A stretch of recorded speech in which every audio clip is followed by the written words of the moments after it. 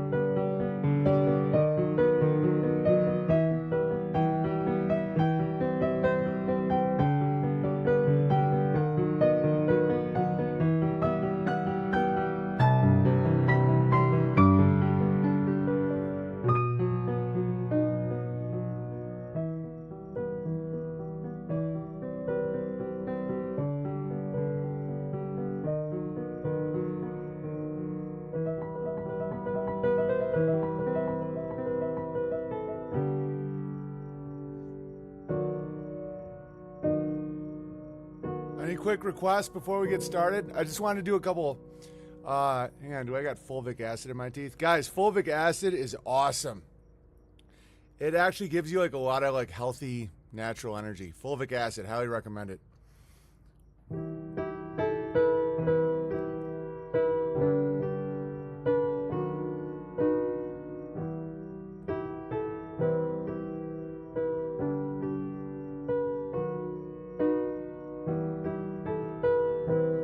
Bad fish? I don't know bad fish, but I can play. I don't practice Santeria. I ain't got no crystal ball. Well, I had $1 million, but I spent it all. If I could find that Hannah and that Sancho that she's found, well, I'd sap a Cap and Sancho, then I slap her down. Well, I really wanna know my baby. Well, I really wanna know, is there's just one a way back, and I'll make it, yeah.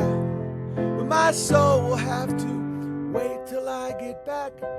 Find a Hannah of my own. Daddy's gonna love one and all, and I won't think twice to stick that barrel straight down Sancho's throat.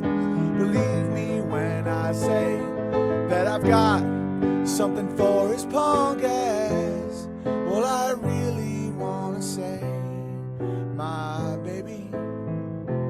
Well, I really wanna say, I can't define, and I'll make it. Yes, I'm coming up. Oh, but my soul will have to wait. This is the first day of my life. Swear I was born right in the doorway.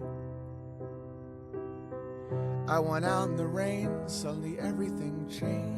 They're spreading blankets on the beach. Yours was the first face that I saw. Good morning, Balance Bear.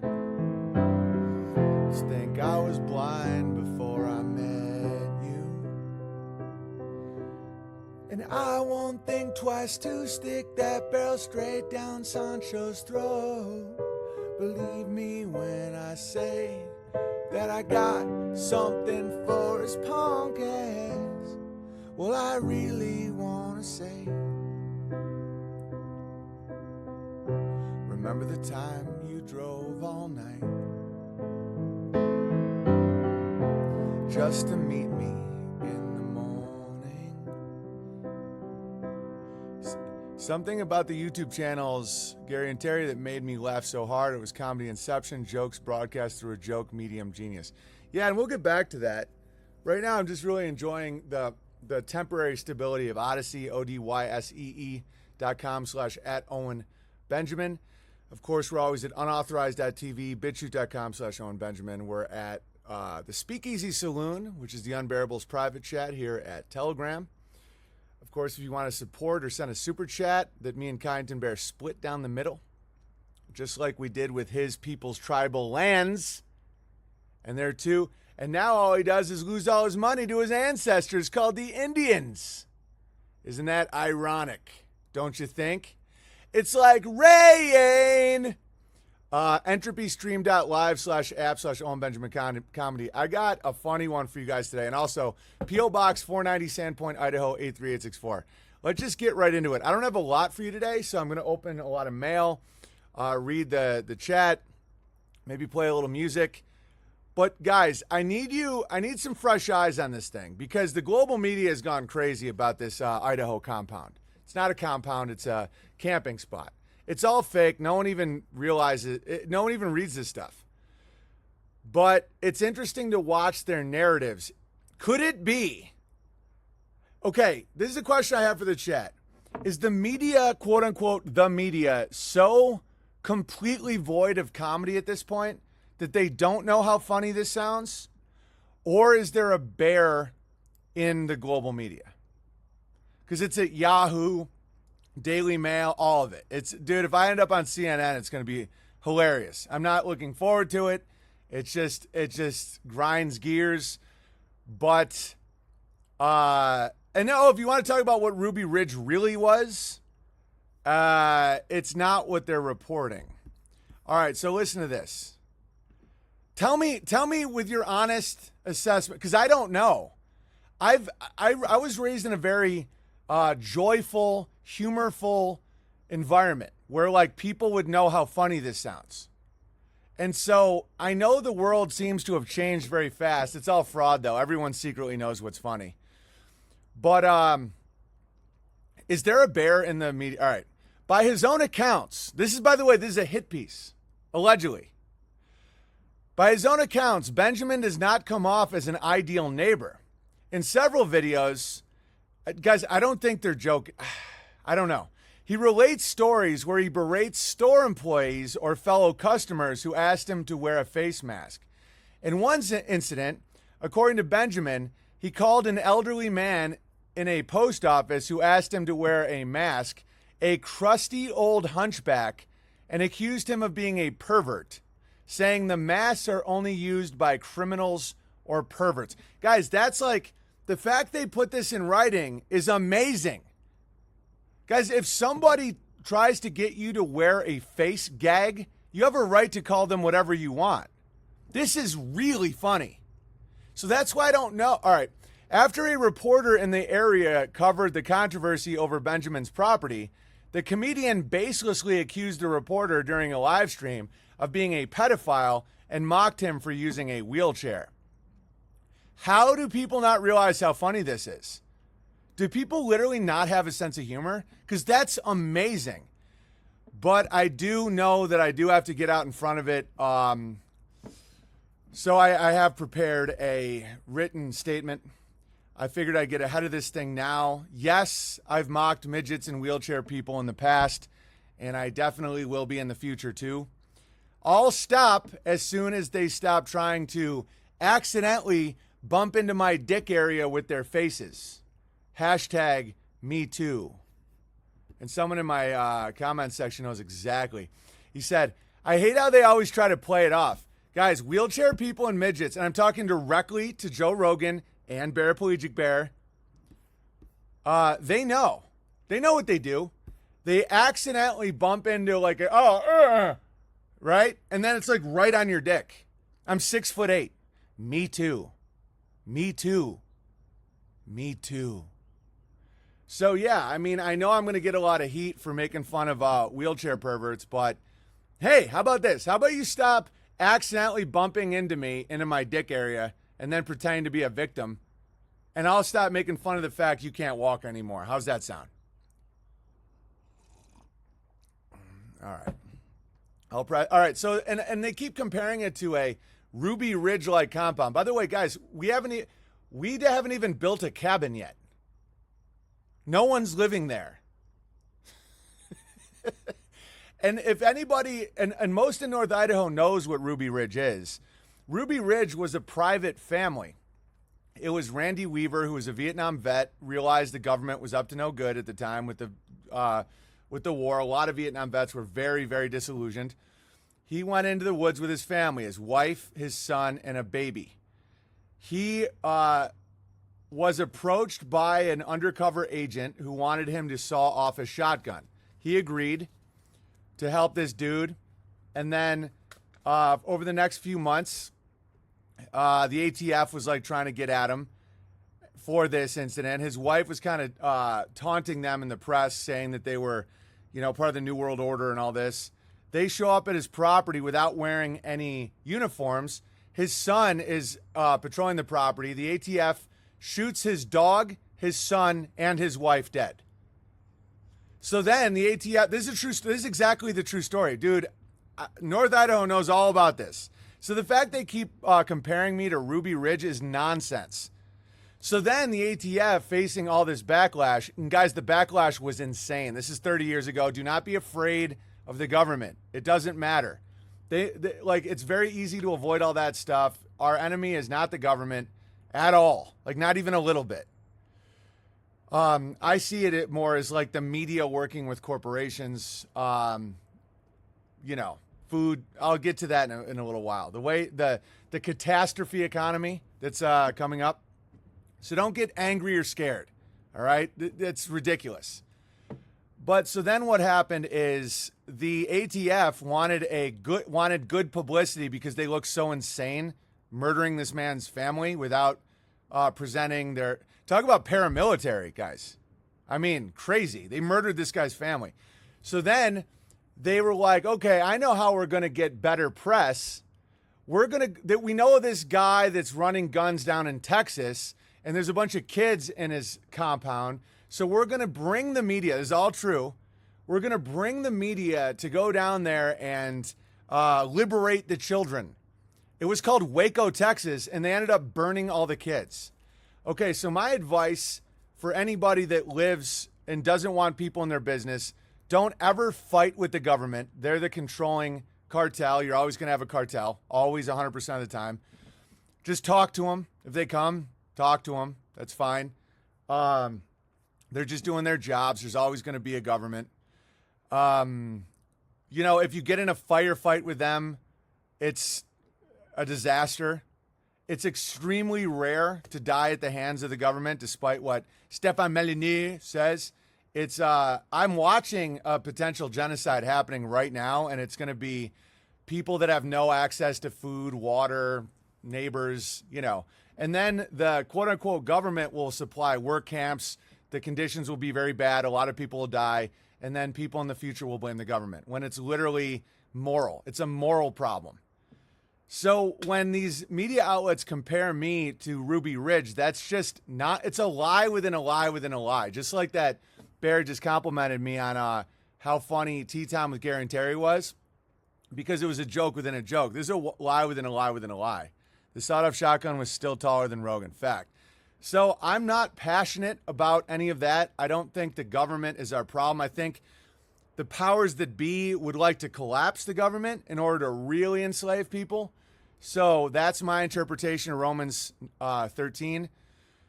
And I'm into it. I'm into agents of the beast equals governmental workers. No, Ursula Coulter, that's not true. It's about immorality. Guys, like the police and officials and all this stuff still have to function hypothetically with, okay, I'll just tell you this and then I'll let it go. If you have strong hatred against the government, this is not your saloon.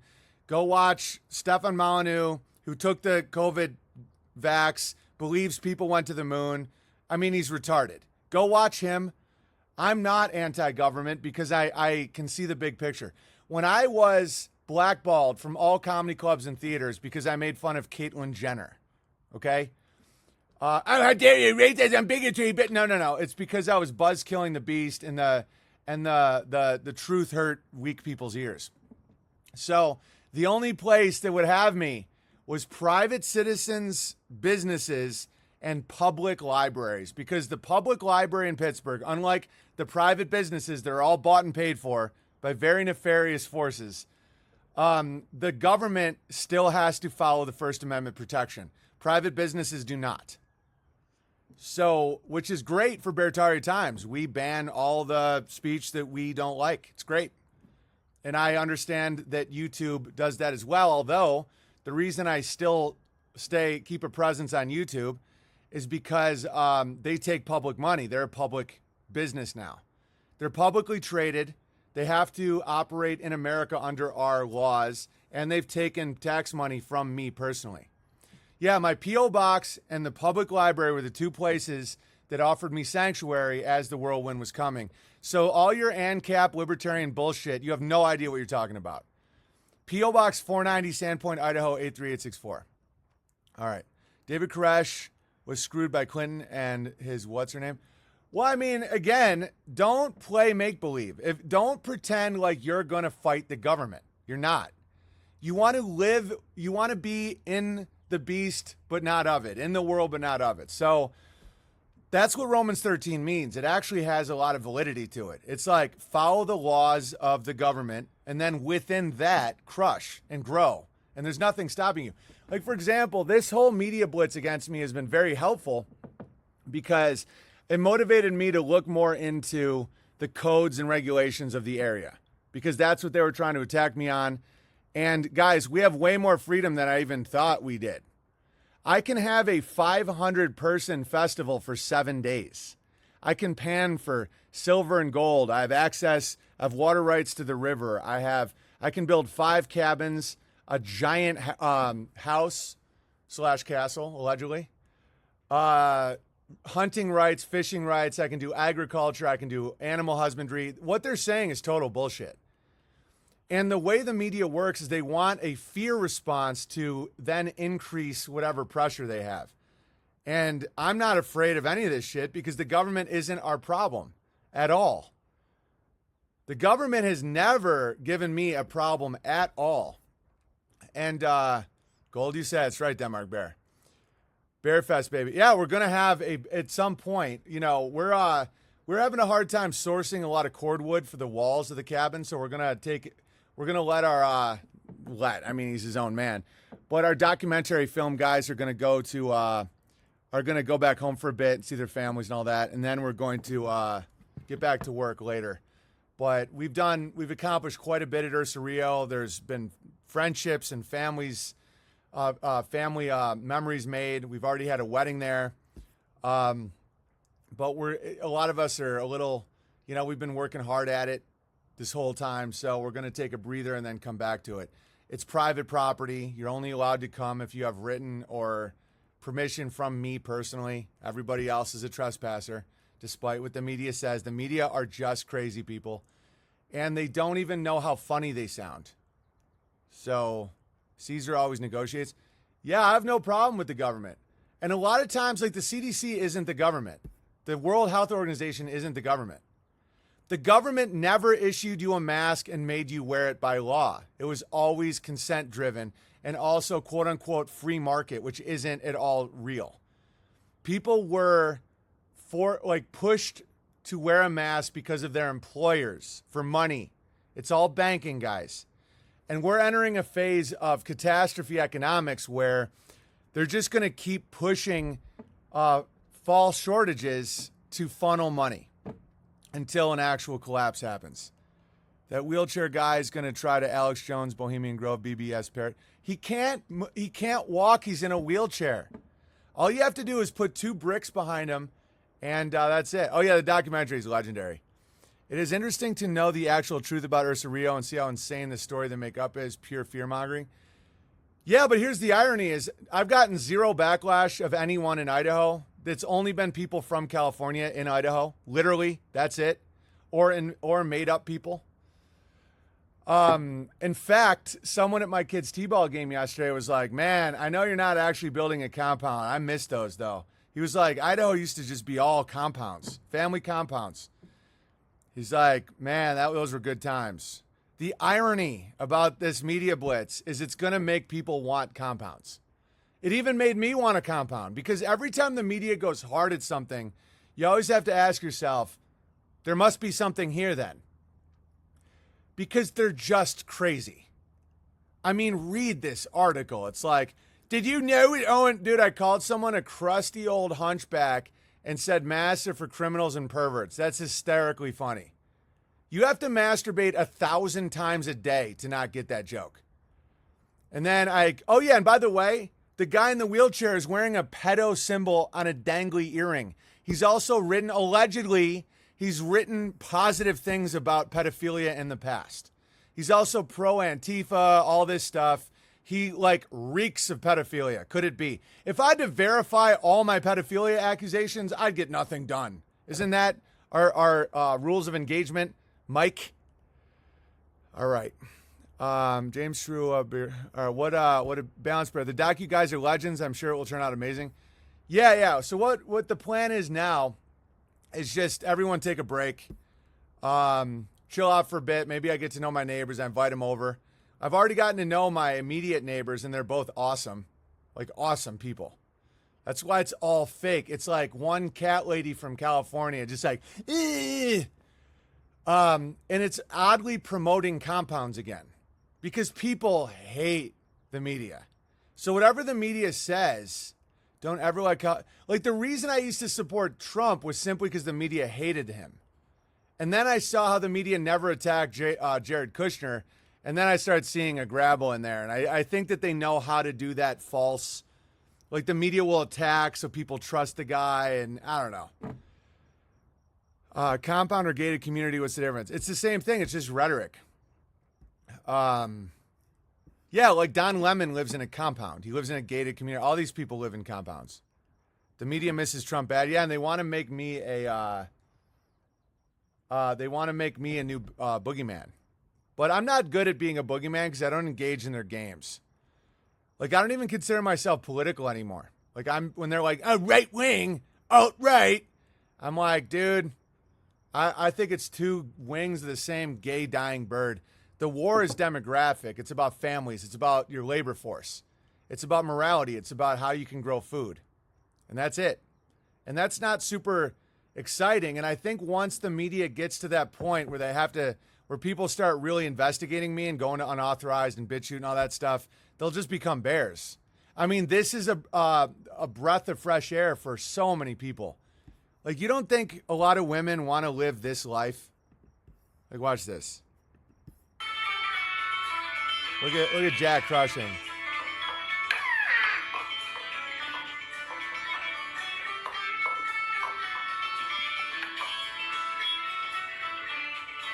Does Mom want to play the violin?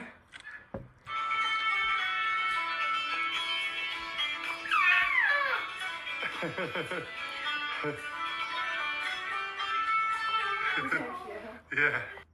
All right, so when people investigate me, they're just like, oh, I want to be that family. It's and then they go to my paramilitary compound with their paramilitary and realize it's literally just 3 guys fishing. And they're like, hey, you want some fish? It's so dumb. And then when they start realizing that there's been a bunch of autistic psychopaths that are taking a comedian's jokes literally. And then they apply it to Dave Chappelle and Chris Rock. When Dave Chappelle recently did that joke about how he's not allowed to say faggot because he's not a faggot, but he is allowed to say nigger because he's a nigger. Remember that amazing joke he did? Yeah. So, it's once people really see it, they know they have to either submit their will to the beast and just say, pump my butt, whatever you want, or they just go, no, I'd rather live like those guys. And, oh, is it impossible? Are they super rich? No, it's literally natural and what you should do in the upcoming times. Words are not violence. That's insane. Violence is violence. If you say words are violence, then you say violence are words. So if something has an equal sign between it, A equals A. Okay. So if words equal violence, then violence equal words. So if someone shoots someone in the head, they're like, that was a word. Does that make any sense? Of course not. It's stupid. Words are not violence, and violence are not words. Words are not a threat. And the reason they do this word game bullshit is because they trick people into thinking that if you get rid of a word, you get rid of the thing behind the word. That if you simply no longer say the word nigger, that means there's no more slavery. Well, newsflash, every object in your house that wasn't made in Bertaria or by yourself or by neighbors was made by slaves. Most of those slaves are in China, and many of their working conditions were so bad that they had to put nets around the factory so they didn't kill themselves.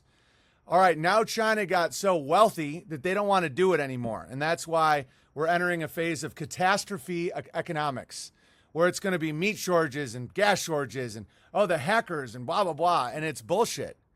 Keep your eyes on the prize. You want a family. You want a farm. You want a homestead. You want a wife and kids. And that's what matters in this world. All right, here's some, if you want to support the stream, entropystream.live/app/Owen Benjamin Comedy. Coffee Talk with Barry and Larry says, hey, Big Bear, love how breaking the right wing, left wing spell. Can I propose that we are the bear paw ideology? No, we're not an ideology. Like, we're going to nip that right in the bud, but I appreciate the super chat. I'm not left wing or right wing. I'm bear paw. No, we're not naming an ideology around politics. Thank you, though. I appreciate the idea. Create, grow, build on to Bertaria. Yes, that's it's create, grow, build. Be fruitful and multiply. You know, fruit, not blood. The good, the true, the beautiful. If you start a new political term, and I mean, people do and say anything. I'm just letting everybody know that I'm not supporting any ideologies or political movements at all. I think it's ridiculous.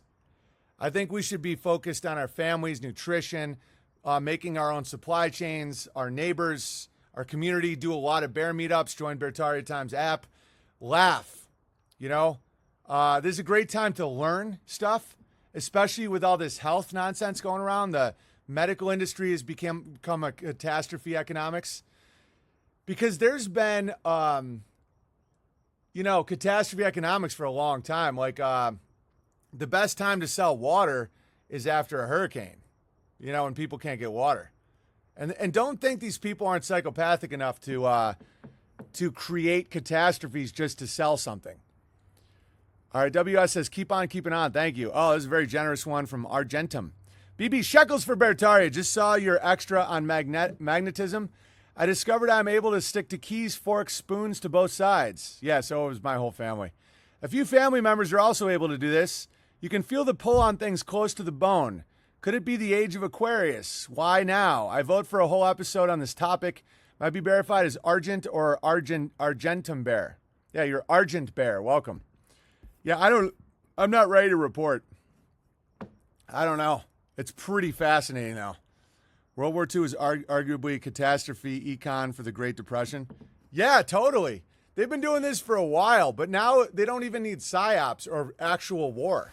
It's kind of good in a way because there's going to be a lot less of that. But people are so broken. Let me find this thing that Rhino Bear just put up. It's really interesting. Rhino Bear. I can just play the audio and you can hear it. Lock a man in a dark room for 4 hours, then turn the lights on for 1 minute. Then lock him back in the darkness for another 4 hours, then turn the lights on again. Repeat this process, and every time that light comes on, expectancy and adrenaline will rush through his body. Every time the light goes off, dejection will sweep over him. After 2 days of this treatment, I promise you, he will say or do whatever you want in order to leave that room, because you will have broken his spirit. Well, the COVID lockdowns work on the same principle. Prevent people from doing the things they enjoy and seeing their loved ones. Then promise them it will all end soon.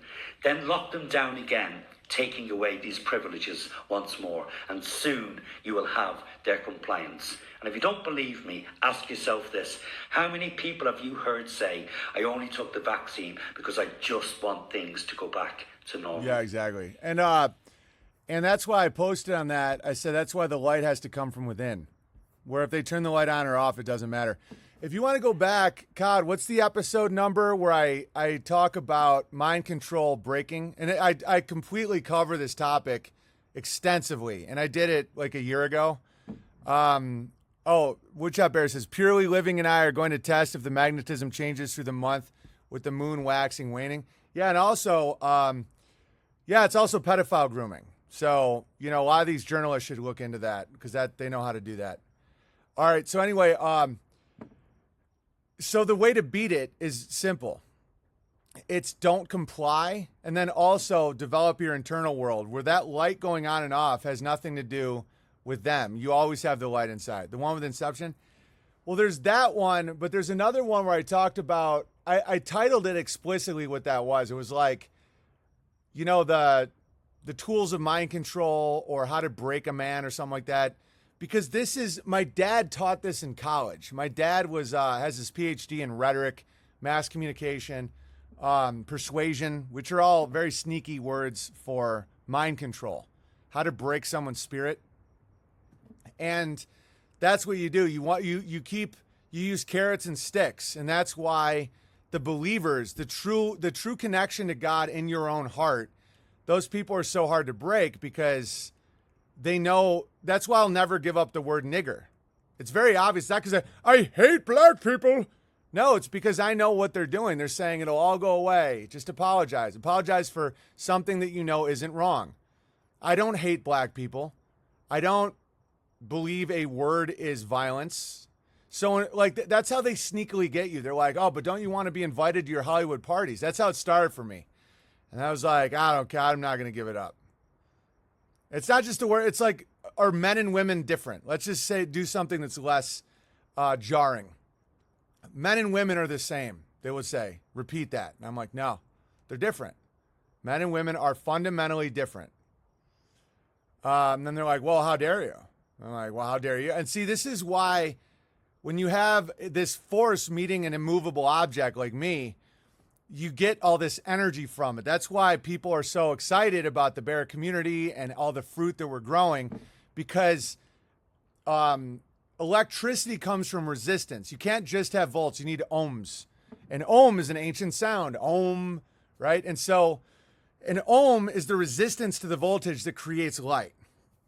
And so that's why my resistance to their current is creating light and fruit and prosperity for people. Owen Benjamin, 849 Wizardry 101, How Words Become Spells. That's a good one. I've done a lot on these, but How Abuse Creates Mass Mind Control and Rise in Autism, 406. Yeah, I've been doing this for a while. There was one I did during the COVID situation talking about how the lockdown, it's to take away your contact with people, your sense of normalcy, all this stuff. And they keep giving you a little. That's why the media isn't confused. What they're doing is they're giving you a little bit and then changing it. And it's always changing, so you can't keep your feet. That's why they pushed a spinning ball narrative, where it's like if you're standing on a spinning ball in infinite darkness, you can't ever just calmly stand there and think and feel. And so it's all mind control. It's all a way to break your spirit and to break the slaves. And it's a way to, I've done a lot of stuff on goats, on like how to get a goat so addicted to grain that I'm behind them taking their milk, which is the resources that would go to the next generation. And that's all going to be in the documentary. It's going to be very helpful for people because the good news is they don't have any power. They don't. It's like, moving the goalposts, magicians. All right, 406, How Abuse Creates Mass Mind Control and Rise in Autism. 574, How Mind Control Works, Jane Bond and Joke Writing. 592, Looking Up How Movies Break Your Mind and Analyzing the Mechanics of Mind Control. 923, Mechanics of Mind Control, Q, Trump on USPS, Starbucks Shows Courage, and Van Allen Bear. 938, Fear is the Mind Killer, discussion of the book Dune. There we go. If you want to learn more about all this, those are the episodes. You can get them at unauthorized.tv, bitchute.com/Owen Benjamin, and any other place that, and guys, I encourage anybody to mirror these channels anywhere you want. Totally cool with me. Just title them and number them what these are titled and numbered so that people can just type it in and find it in any search engine. It usually takes a few weeks for them to take the stuff down.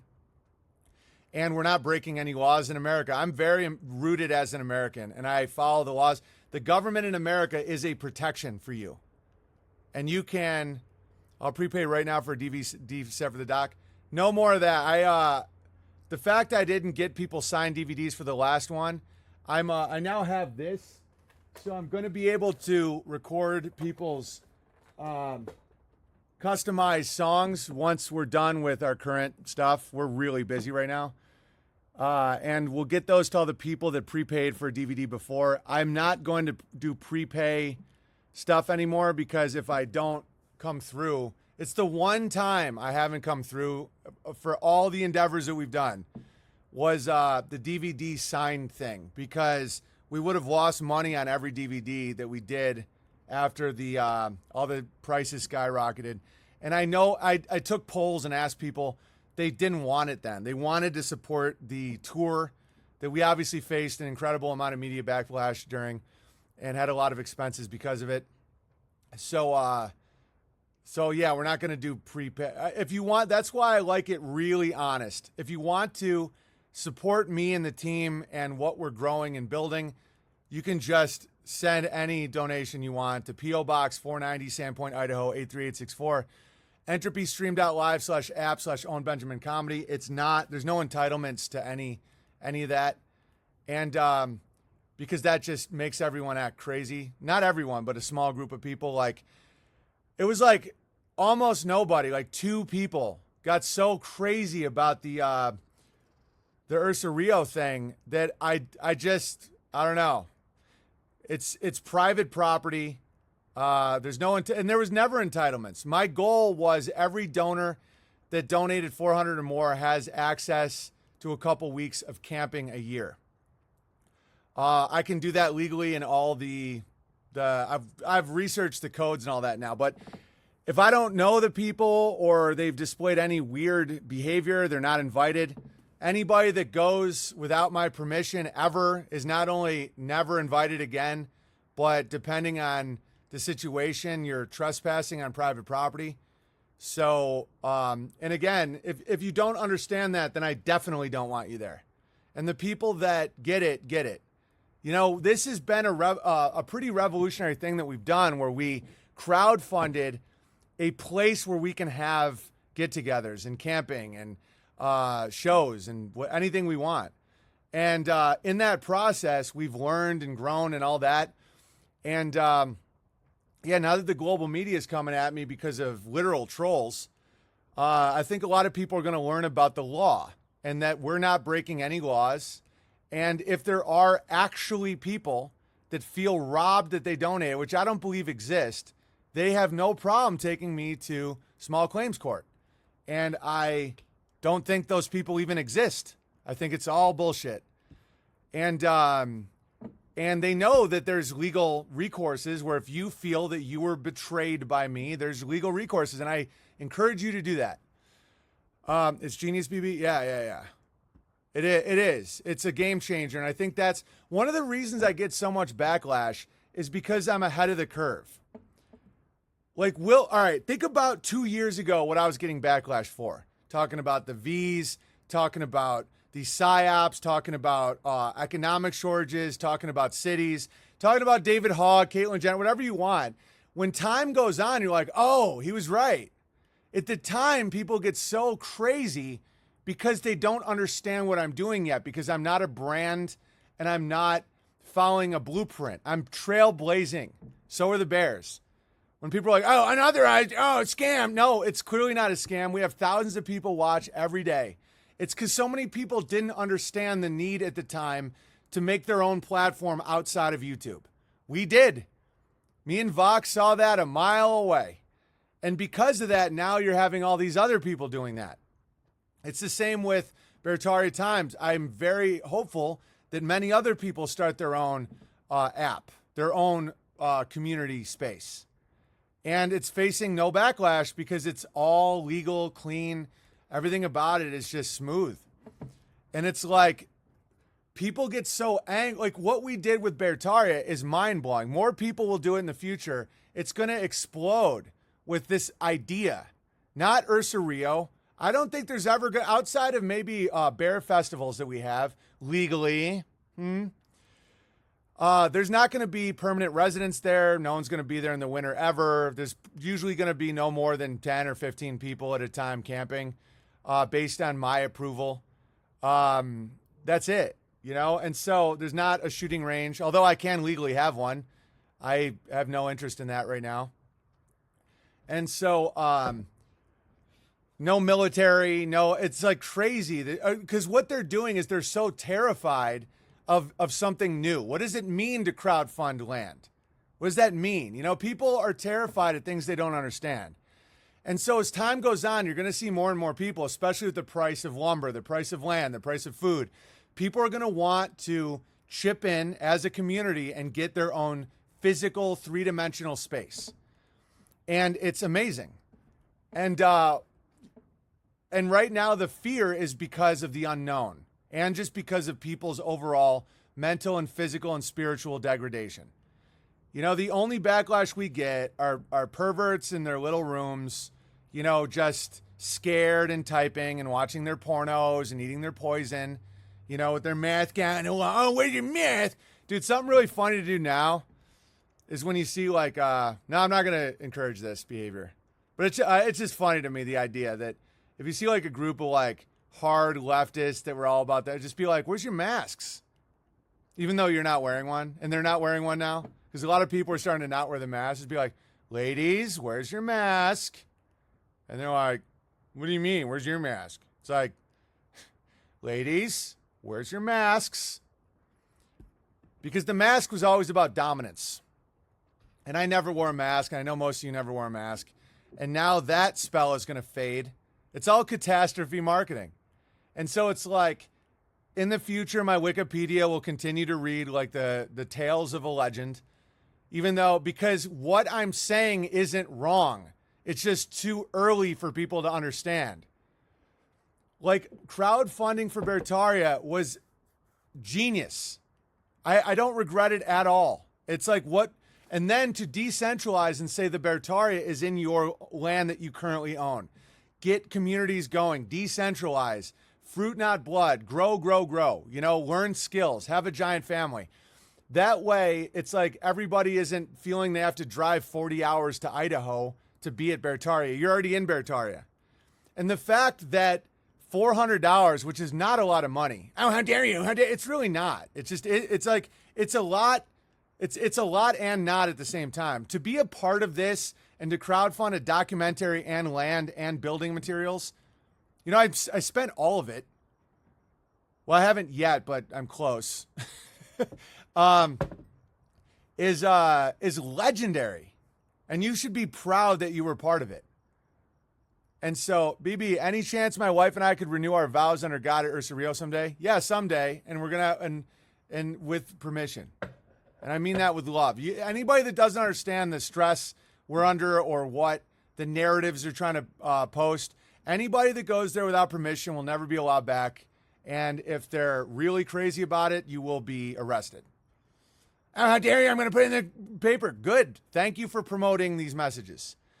Yeah, I'd love to have you there, Woodshop Bear, renewing your vows. That's exactly why we're building it. We were married pre-coming home to God, and our ceremony was shamefully devoid of God and meaning.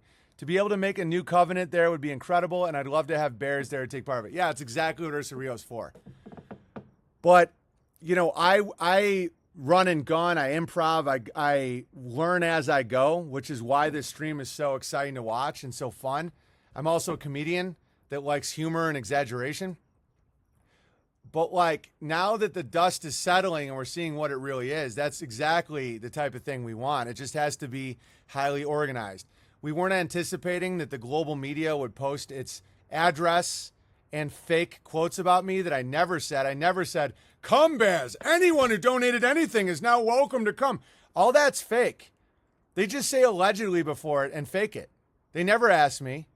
But I know why they're doing it. I'm not mad. They're just gossip columns. They're just antagonizers. I get it. They're scared. They're just scared masturbators. So now that that's out there, it's irresponsible of me to like not be more organized, not explain more clearly on my streams, and pump the brakes for a week or two. Allocate cordwood, let everybody, relax, and just keep crushing. Because that's the thing. It's like, it's about being responsible. Like right now, as the global media is like saying all this crazy shit, we just don't want to be any part of it. And then over long periods of time, we just keep building it and keep making it very, very beautiful and very, very legal. And if there was any actual problems, I would have had law enforcement come to my house or to the land. They never did because there's no problems. This is all the rantings of deranged people that have access to the internet. Ironically, that's what they accuse me of because that's what they are. And they always project. Hey, Big Bear, missed out on some live streams. Here's a tip for the Piano Man and Dirt Buckets. Thank you, Blue Bunny Bear. Hope all his hard work is paying off at Ursa Rio. Much love and many blessings to you and the fam. Is there anybody in the chat that's been to Ursa Rio yet? Let me know what your review of. It would cost $400 for the amount of Dandy's raw milk we drank. Yeah, exactly. Guys, I bring up, and that's why it's invite only at this point. So if you're not explicitly invited, and guys, over time you will be. If you are a part of this and you're cool and it's all good, you will be. It'll be fine. Just be patient. We're moving very quickly to crowdfund, shoot a doc, clear land, all this in under a year. It's crazy. Oh yeah. Rhino's been there. Cod's been there. 11 out of 10 says Cod. Yeah, it's amazing there. But again, it's like if you really want to be a part of this community, you got to be really cool about it. Anybody that isn't cool about it is never allowed. It's like, I'm going, I gave him $50. I would burn it in front of you to show you how little it matters. 10 out of 10, best campground ever. Yeah.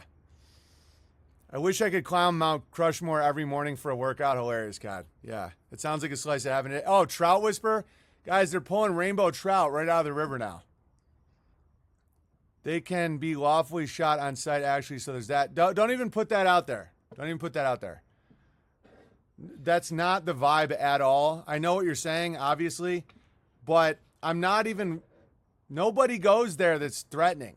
I'm just letting everyone know because I don't know what to expect because of the global media situation. But nobody seems to react or even notice.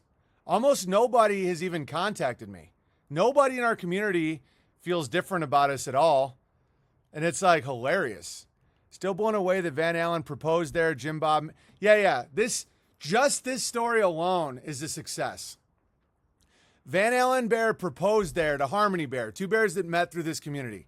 Jim Bob made their rings and they got married right by the river. It's 100% what it's about. Yeah. But I've also learned that I usually trust that people are cool. I typically am like, why would anyone try to sabotage something great? They do. The people are, the future's all about private. The future's all about knowing the people you're talking to. These giant YouTube audiences are wild. Ursa Rio is absolutely gorgeous, but I will say this, it's about the people, not the place. Bertari is where there's bears. Exactly, Board Game Bear. Yeah. It's the people. Board Game Bear, how great was it meeting all the bears? The people is what makes a place great. You could turn a gay nightclub into a church, and it becomes great. You can take a place that was filled with rectal damaging, butt pumping freaks, and within a month, it would be a place of worship. Not the asshole. By the way, just for Pride Month, it should be called Shame Month. And I don't think people know the horrors of anal sex. Pounding, there's no love in it. Like sodomy is a non-loving experience. You can't pound an anus and call it love because the person you quote unquote love will have to eventually wear a diaper. You get rectal leakage. Ask any old gay. I used to know a lot of old gays when I lived in Hollywood. There was this gay bar called the Ivory Coast on Santa Monica, and I was really good friends with this one gay guy. And every now and then he'd be like, come to one of my bars. We always go to one of your bars. I'm like, with the gays? He's like, come on. And so I would. And I'd go to have a beer, and I just, and like you get to know some of the old, it was like the Depression stage of homosexuality.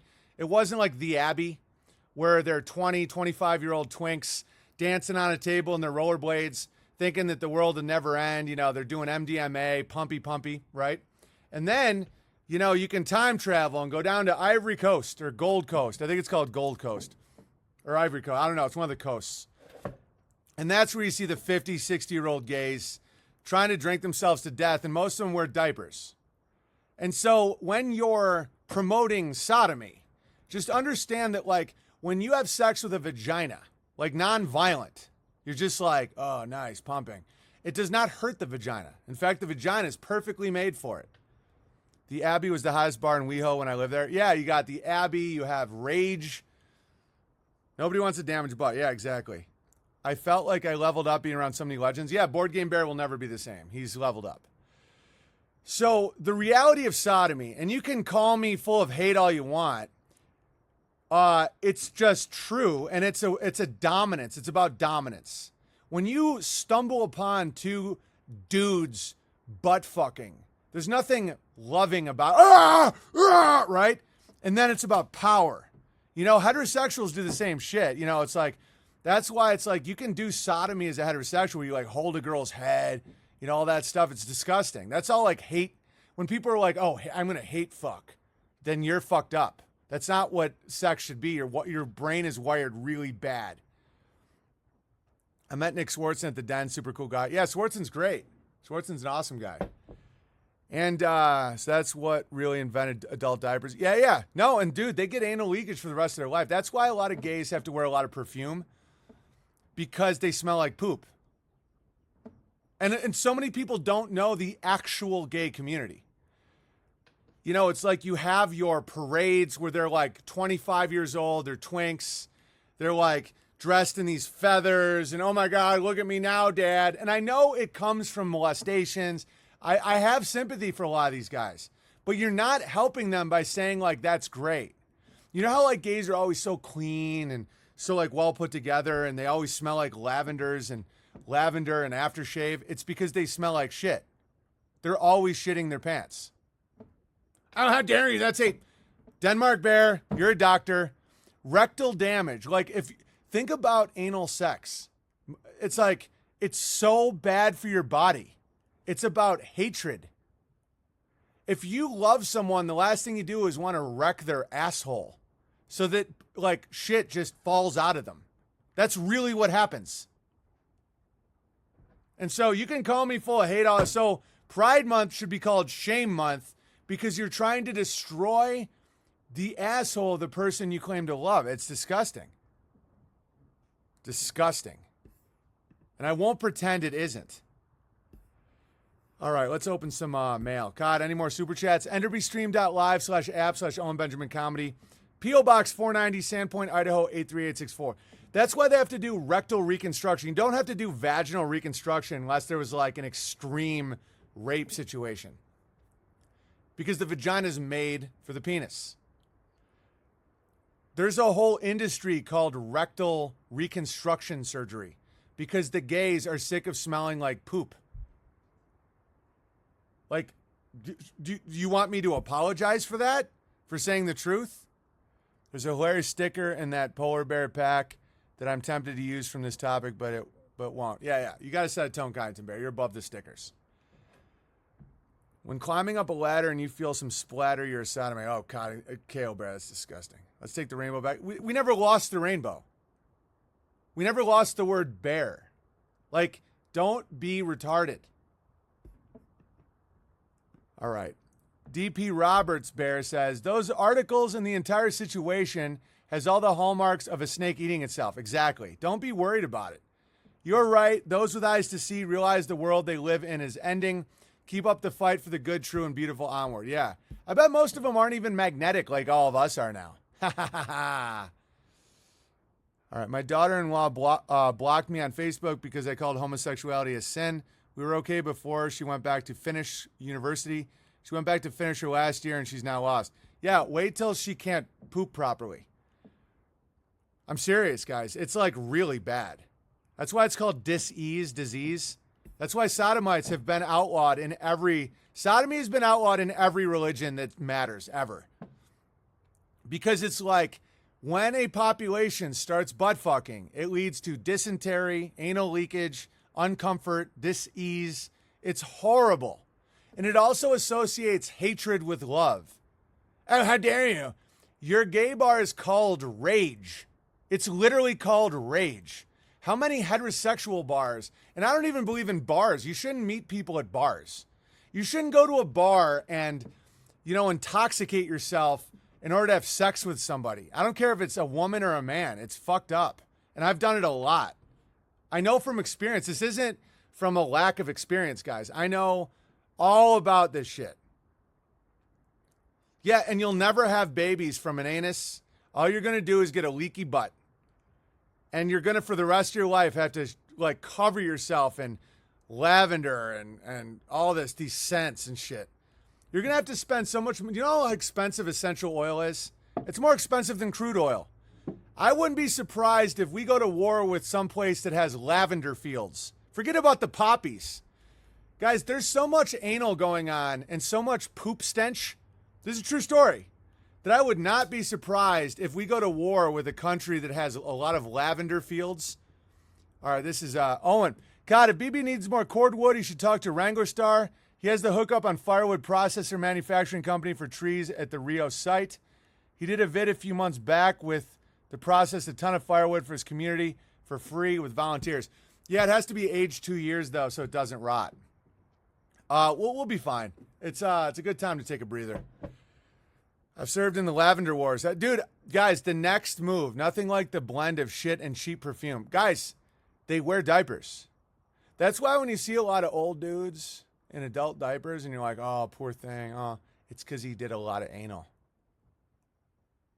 Shame on your shitty ass mouth. Yeah, exactly. The Lavender Wars.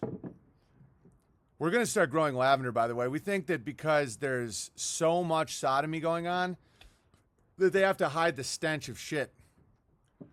All right. Oh, how dare you? What am I saying that's factually incorrect? And I'm starting to think that so much of my censorship is because sodomites don't want to face their future. Go into Gold Coast on Santa Monica Boulevard. It's for old gays. There's nothing sadder. Don't get me wrong. I become friends with some of those guys. They're like, oh, Jesus. I shit again. It's not the glamour you see on television, guys. Not at all. And all those people that go to college and think that if they promote sodomy, they'll be liked. Wait till they're at a bar drinking alone, shitting their pants. Guys, it gets sad out there. It gets sad out there for sodomites. Dear Owen, Big Bear, love and best wishes for your birthday. Keep crushing Reedy Bear and Muddy Bear. Thank you. That's very generous. Leaky adult diaper. Yeah. Guys, it wrecks their rectum. That's why it's called a rectum. Whoa, gravy. And they'll never get a baby from their anus. The anus is where all the toxins leave your body. It's disgusting. I don't even like talking about it. But it's like so to ram your dick in there and call it love is how you break your mind. And that's why these people are just running around with their masks. Nobody's more masked up than the gays. Gloves, bro. Always wear gloves. Yeah. No, I mean, that's why Denmark Bear is ruining people's anuses too. Dear Owen Big Bear, thank you so much, BB, for all the gravy and closes some gravel for your babble. We now also tune into Made by Jim Bob and read all the goodness on Beartaria Times. We have both read How Dare You. Oh, awesome. We have both read How Dare You. Fantastic. What a dude. Jacob Telling is an inspiration. Yeah, Jacob's great. Check out How Dare You. For every horrible media piece, I mean, I wouldn't trade it for the world to have people also write good shit. I have an exciting life. So you're going to have Jacob Telling write How Dare You, like it's a biography about me, which is awesome. And then you have the media say, by his own accounts, Benjamin does not come off as an ideal neighbor. In several videos, He relates stories where he berates store employees or fellow customers who ask him to wear a face mask. By the way, it's way worse neighborly behavior to tell someone to wear a mask. I don't change like these people. I'm rooted in reality. They're saying it's good neighborly behavior to go up to a stranger and say, "Where's your mask?" And my reaction is hysterical. He called an elderly man in a post office who asked him to wear a mask a crusty old hunchback. He was. And accused him of being a pervert, saying that masks are only used by criminals and perverts. Fact, it's true. That's hysterically funny. All right, so for every one of those, you're going to have Jacob Talent crushing. All right, no wonder the veneer of pride, the shame runs deep. Exactly. Because someone like me, the existence of someone who won't support sodomy makes them feel terrible because it's a reality. It's reality comes back to them and they go, wow, I'll never create life. I'll only get a leaky butt. And it's like, yeah, that's your future. Your future, go to an old gay bar. Just like if you're a young gay guy, because you don't have to stay gay. Your wiring is not, you're not born gay. You become gay from abuse and derangement. And I promise you don't have to stay gay. You may become asexual, but you don't have to crave sodomy. It's like not normal. So it's like, what was I just talking about?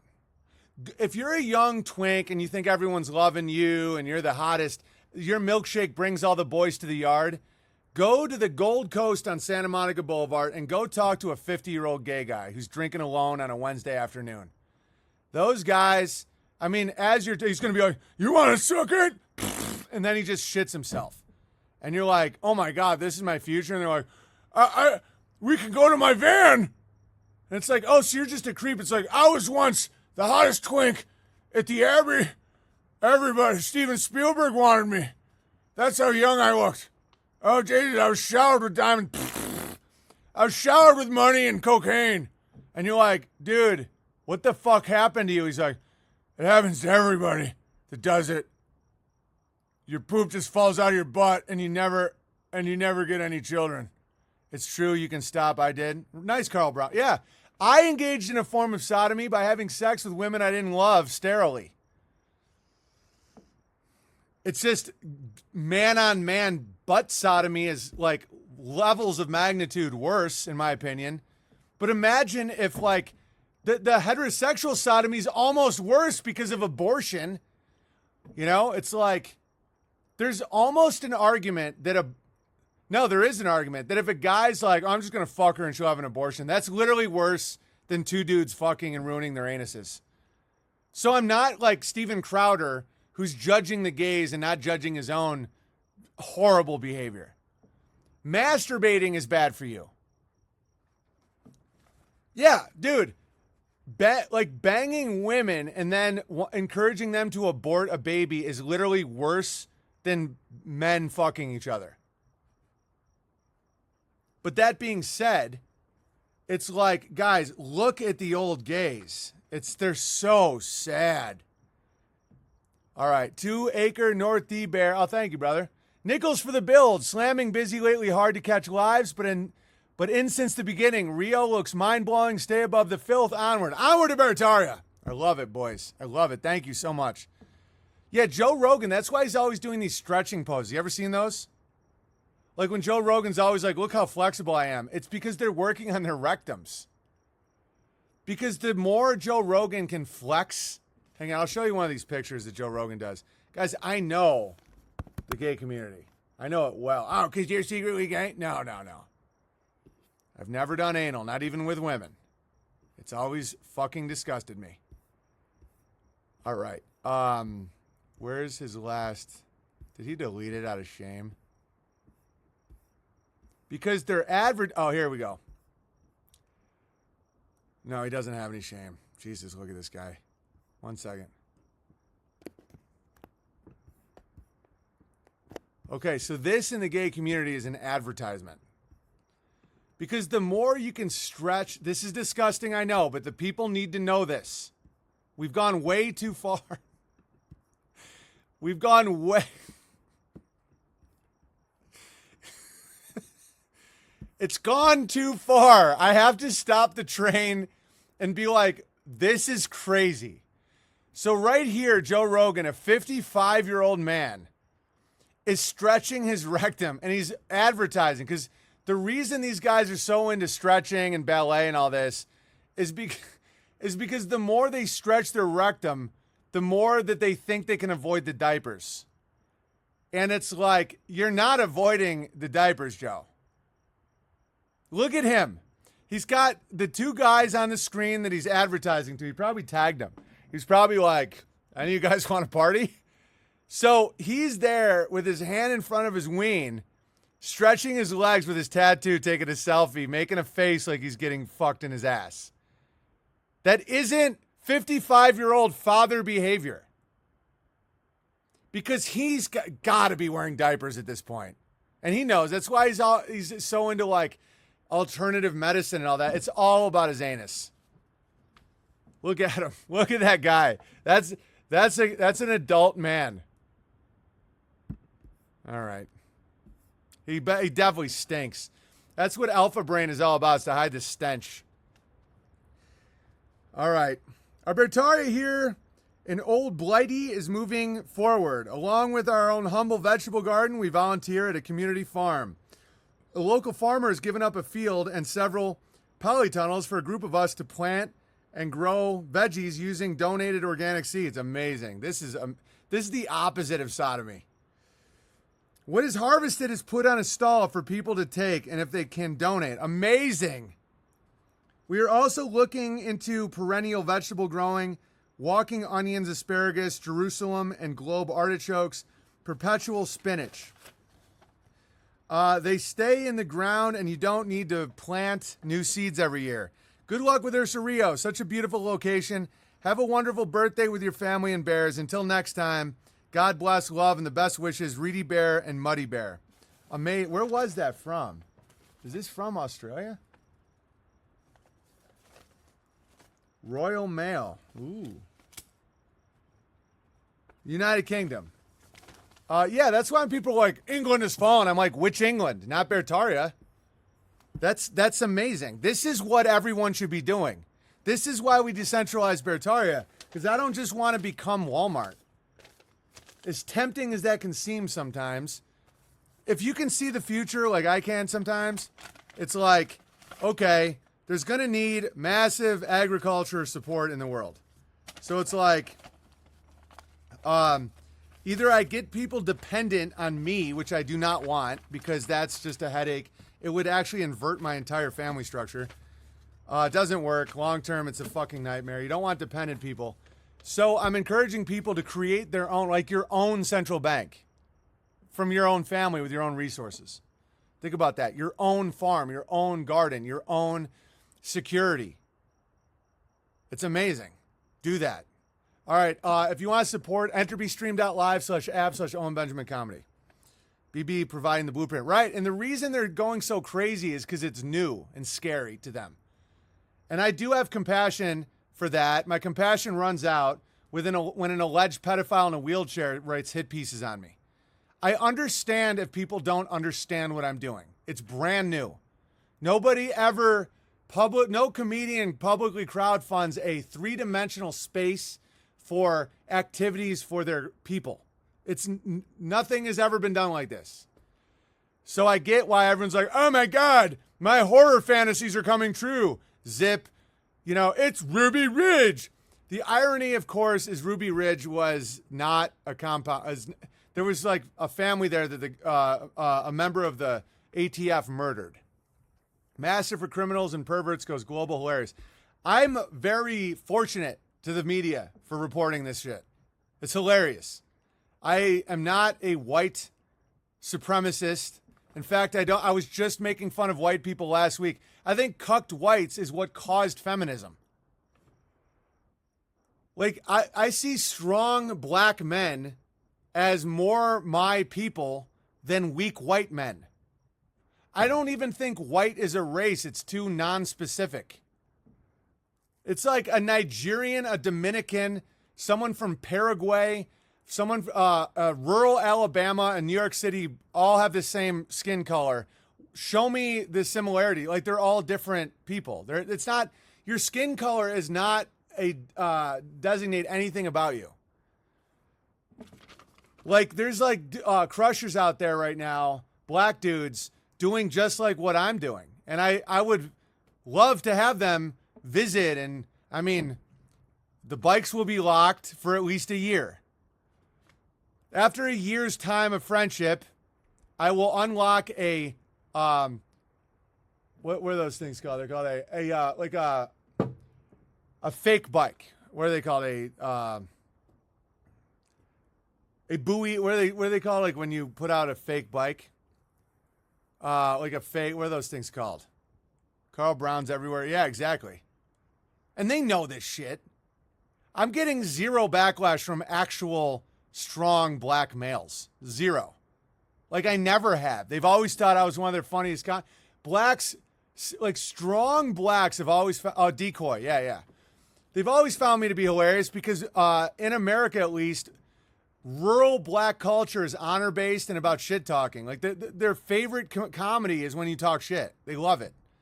Especially about them. They go, oh, no, he didn't. Oh, shit. They love it. They can't get enough. No, I'd put out a bait bike or a decoy bike, so if they did steal it, I would know, but I wouldn't lose a bike. I wouldn't sacrifice a bike, and then I'd like look at him, and he'd be like, man, this bike don't ride. And I just shake my head, and I go, I thought we were friends. He's like, yeah, but you went to the store for 10 minutes. I saw my opportunity. And I'd be like, dude, we've been growing a farm together for a year, DeAndre. I finally thought that I could trust you around the bike. I've trusted you around my family, my silver, my guns. You never stole anything. What is it about the fucking bikes? You go, man, I never wanted to steal from you. You left me around your family, your silver, your guns. I never took anything. Everything I earn on my own. I'm like, then why the fuck did you steal my bait bike? Something comes over me when I see an unlocked bike, Big Bear. I can't stop myself.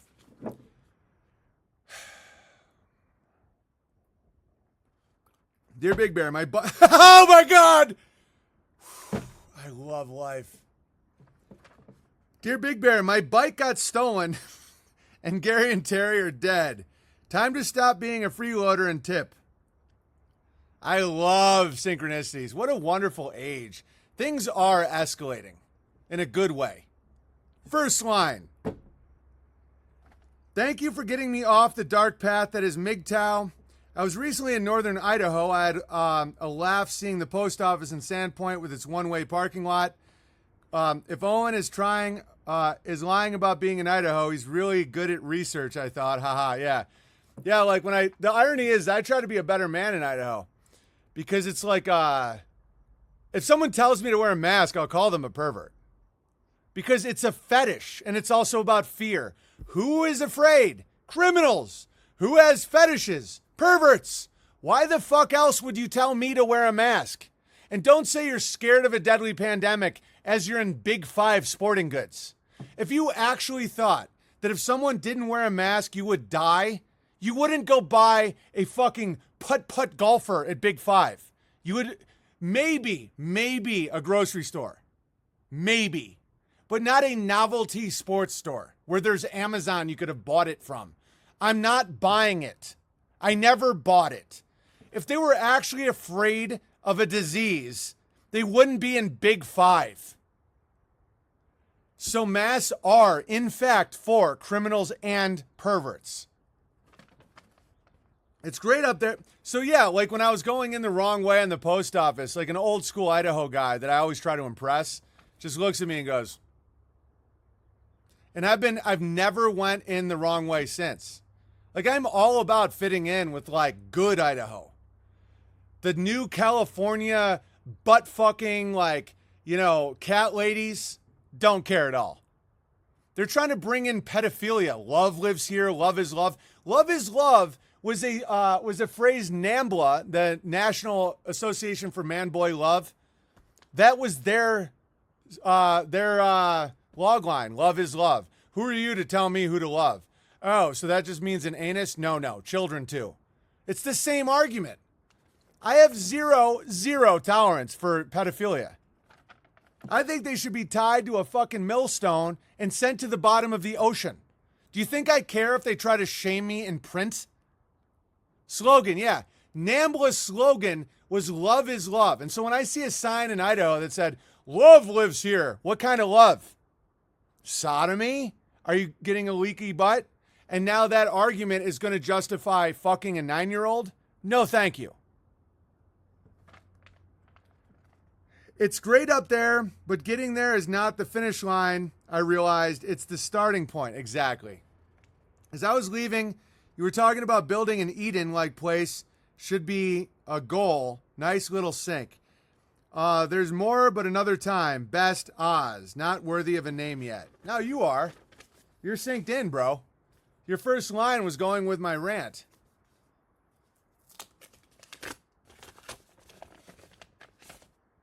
Shall we continue? If it's all right with the pedophiles in the wheelchairs. And don't ever give wheelchair people any more sympathy than you'd give anyone else. Half of them are in wheelchairs because of attempted rapes and crimes.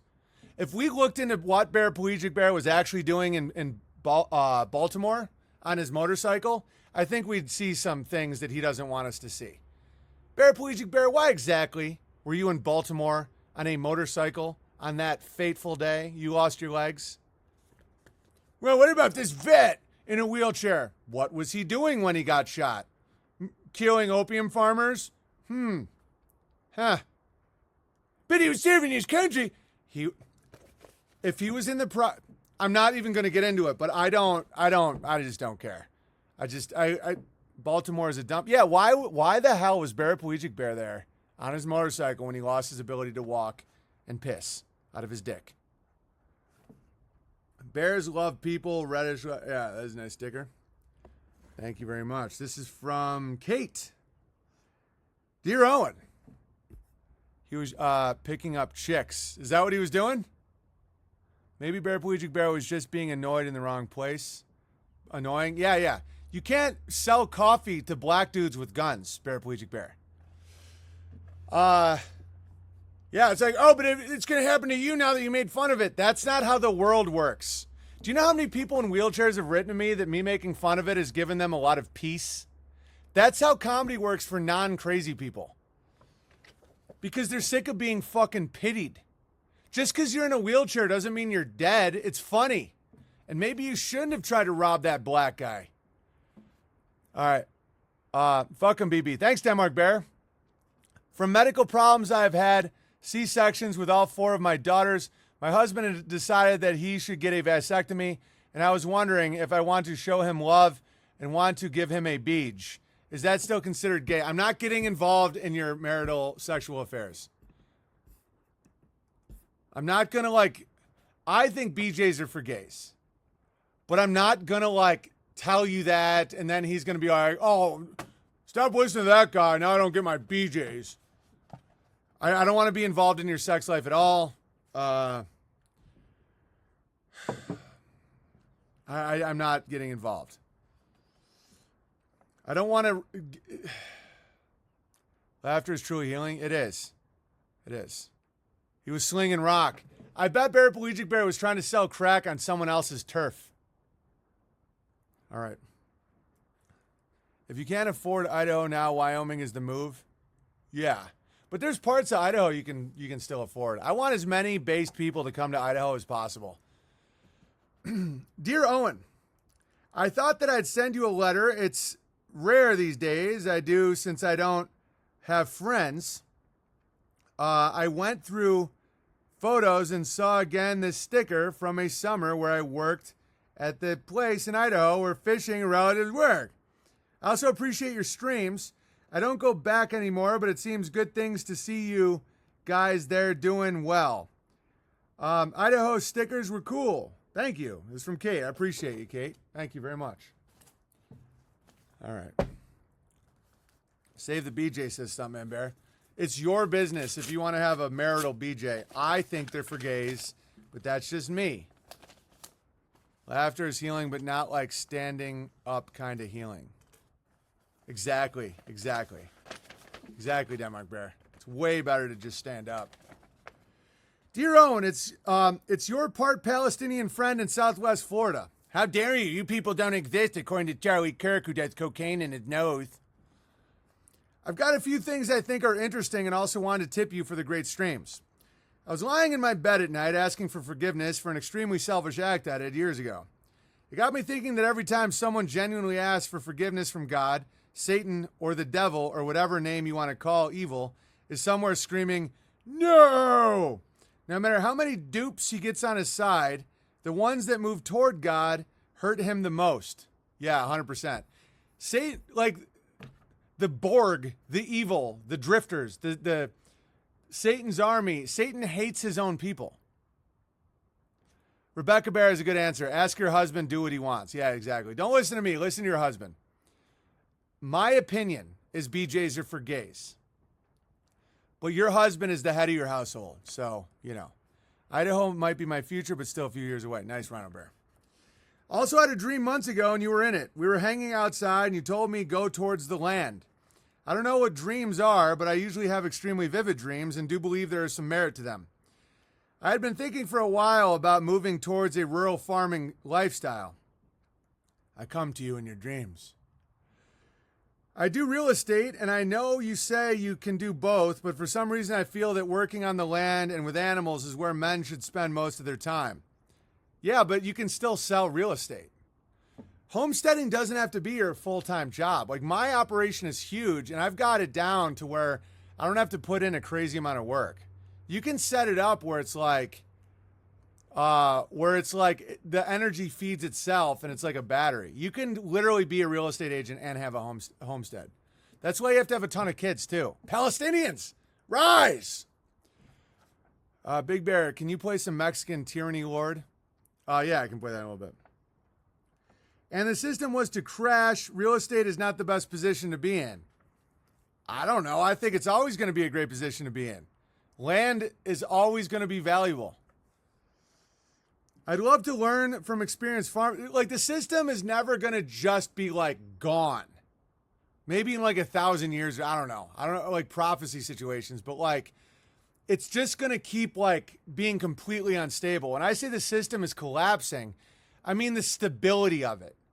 You know, I used to live in Eastern Europe, and like even some of those areas when I was there is worse off than we are now. And you just have to understand, it's like one day you have no access to toothpaste for a week. You don't know why. And then they're back. And then it's like you call the police and they don't come ever. You know, like shit like that. It's not like there's no stores or there's no like jobs. It's just really unstable.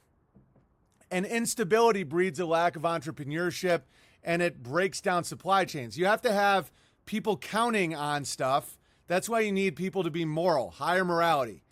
Because then you're like, well, I can have a restaurant because I know I can get this amount of beef every month for this amount of money.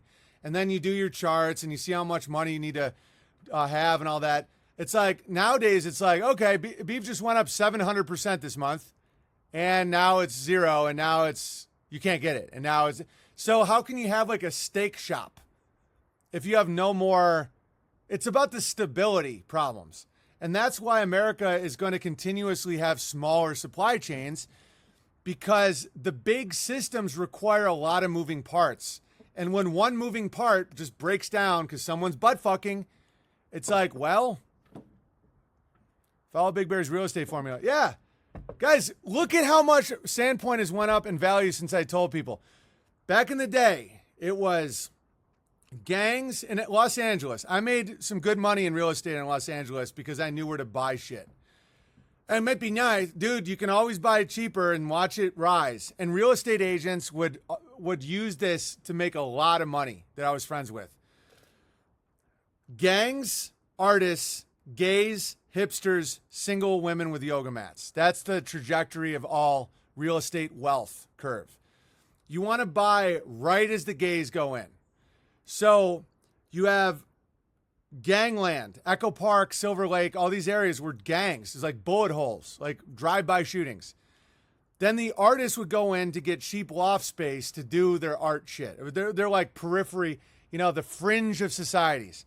What draws the fringe of society?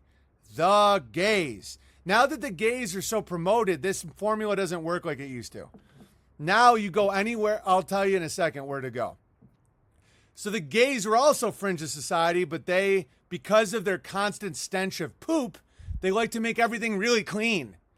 So they bring in money, double income, no kids. They clean it up, right? And then come in the hipsters. The hipsters are people with trust funds. I call them trustafarians, that are all the SJWs, but they have tons of money. And then once you see a single woman alone with a yoga mat, which is a prayer mat to the devil, I'm not saying yoga is bad, but that's what it is. It's like a Islamic prayer mat to the wrong direction. Then it's peaked. Now you've been gentrified. And so then once those original gangs start raping that girl with the yoga mat, sell. You always want to buy right as the gays come in to scrub all the shit and shame away. Now it's literally anywhere that did not cuck to COVID, where people did not wear masks, is where everyone should have bought real estate. Because it's low debt, high trust, high morality. It's that simple. That's what's now valuable with land. Right now, the most valuable, look around.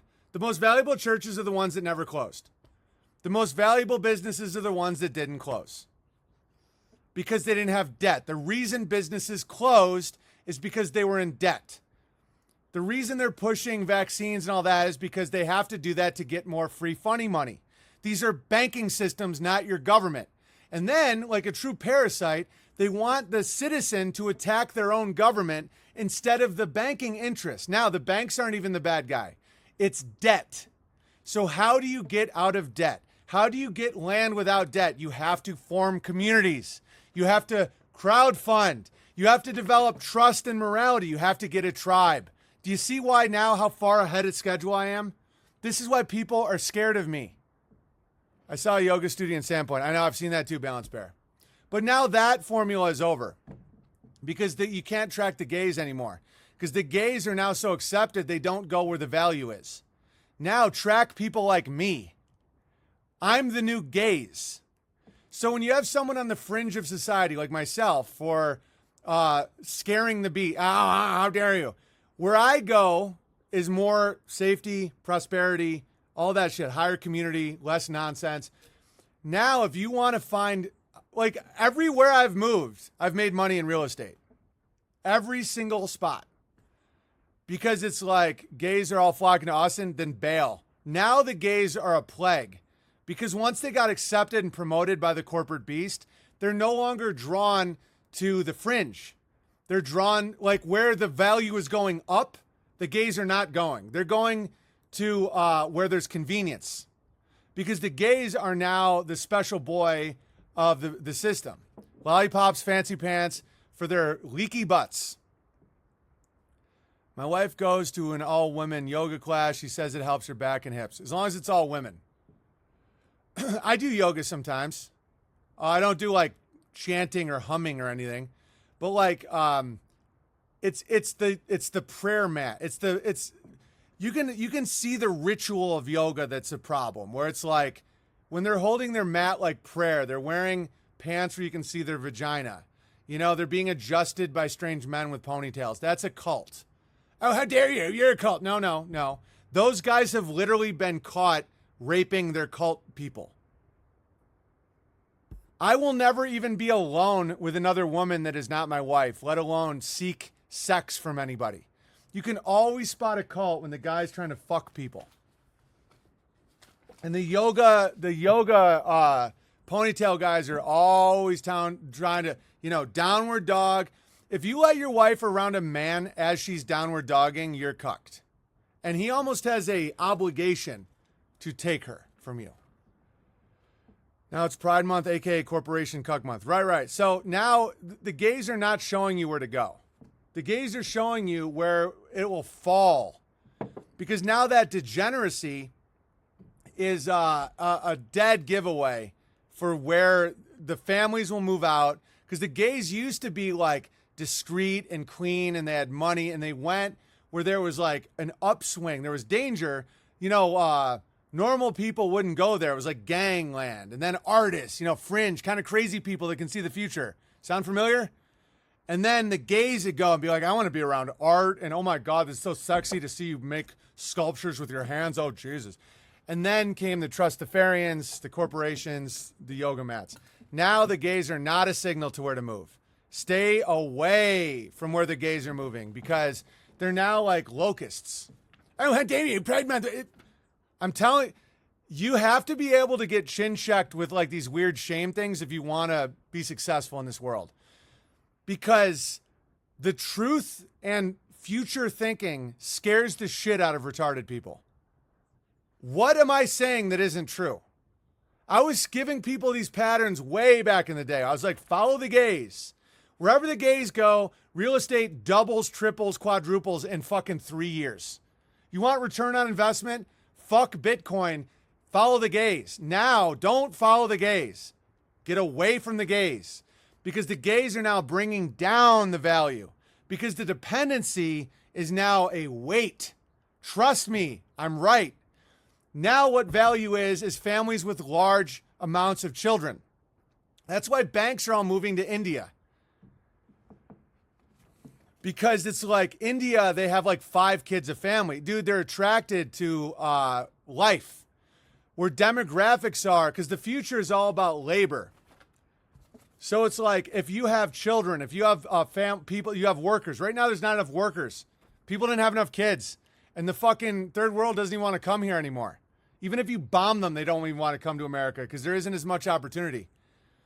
And everybody's so gay, And so, guys, I just gave you like millions and millions of dollars worth of free advice. Don't follow the gays anymore. That bubble is popped. Move for community, grow season, and game. Exactly. Since I've moved here, the value of this place has almost doubled. I guarantee Austin is not. I mean, I think Elon Musk bringing in his funny money and Joe Rogan, but once people know about the adult diapers, it goes real south. Because all these gays that got so accepted 10 years ago, they're just starting to enter the leaky butt time. And so people following them on Instagram and stuff is like, what's going on with this guy? He's always like, do you want to fuck in my van? The beast got what it wanted from the gays. Yeah. Austin is filled with homeless. It's all fake. All that shit. Who would ever want to live there? You go to Sandpoint, you got families, no one's wearing a mask, there's small shops, all this. Don't tell anyone. No. What I'm doing is securing good people. This media blitz against me has been amazing for Sandpoint, because it's going to keep out the liberals. It's going to keep out the people scared of white supremacy compound. It's great. We want good people here locking it down, owning the businesses, owning the land, having big families. We don't want weak, degenerate sodomites. The leaky butts, guys. The trail of shit is going to stink from wherever they're going to. And everyone knows this. Another reason people can hate me is because they know what I'm saying is true. And the ramifications for the lies in their life is so huge. And the shit stinks, guys. Poor gays are being displaced by the trannies and the beasts. Right. And trannies have a life. I mean, those people live about, you should, in dog years. They live in dog years. Oh, it's because they're facing oppression from their own lifestyles. Yes. I've never advocated for violence or arresting any of these people. Not at all. I want them to see their way of life as destructive, because it is. 1 in 1,000 people have a weird gender where they're almost like medicine men, where they're almost like, there is this thing. It's like 1 in 1,000. I'm not referring to those people. There really is a thing like that. But the majority of this is just nonsense, mental illness. And so those people, their lives should be, they don't live very long. They do not work very well. They're like incapable of having high-ranking jobs. So it's like, that's not where the money's going. And the shame and the social and all this, The banks don't give a fuck about that. The banks are looking, where are the children? Where are people willing to work? That's why they're focused on India. Because Europe is done. All these people ate chocolates and butt fucked and nobody had any kids. Oppression is a gift if you have the right mindset. It's the ultimate. Resistance to an electric current is what makes light. It's called an ohm. It's a unit of resistance. My resistance to the flow is what's creating a lot of life. Do you know how many bears have had children because of this stream? Guys, thousands. How crazy is that? You could walk into an auditorium that seats thousands of people and it's all babies, and it's because of the influence of this stream. And that's not a brag, it's a fact. So think about what resistance can give you. The resistance is what creates light, like a light bulb. The filament is when like electricity is coursing through something and it has resistance. It stops. It gives off light and power. And so don't feel any fear or anything when you get resistance, because that means if you hold true to your beliefs and your morality and your job, my job is comedy. I don't give a fuck how many people do not understand my jokes. I'm still going to do my comedy. Comedy requires a root of truth and an ability to do hyperbole, exaggeration, irony, all that shit. I will never give up my skill given to me from God. Ever, ever, ever. And so when I get resistance, it's almost like this beautiful feeling. Hungary is doing it right, promoting family growth. Yeah, they're going to be richer than America if America stays on this decaying path. Same with England, same with all that shit. You can't fake an empire. BB is reason I have a new daughter at age 40. Right. It's like, don't get me wrong. All gifts are from God. But my influence with this stream is like my resistance to the beast is creating tons of life. Go to the Bertari Times app and look at all the gardening and the babies and the family and the get-togethers and the smiles and all this shit. It's because someone is just like, no, count me in for that stat. BB taught me the art of the cock withholding from wife only for babies. Exactly. You keep that dick in there. Pulling out is for gays. Big Bear, I would put this podcast as one of the best. Oh, thanks, Star Clark Bear. I'm very passionate today. All right. So this is from Matt. Thank you, Matt.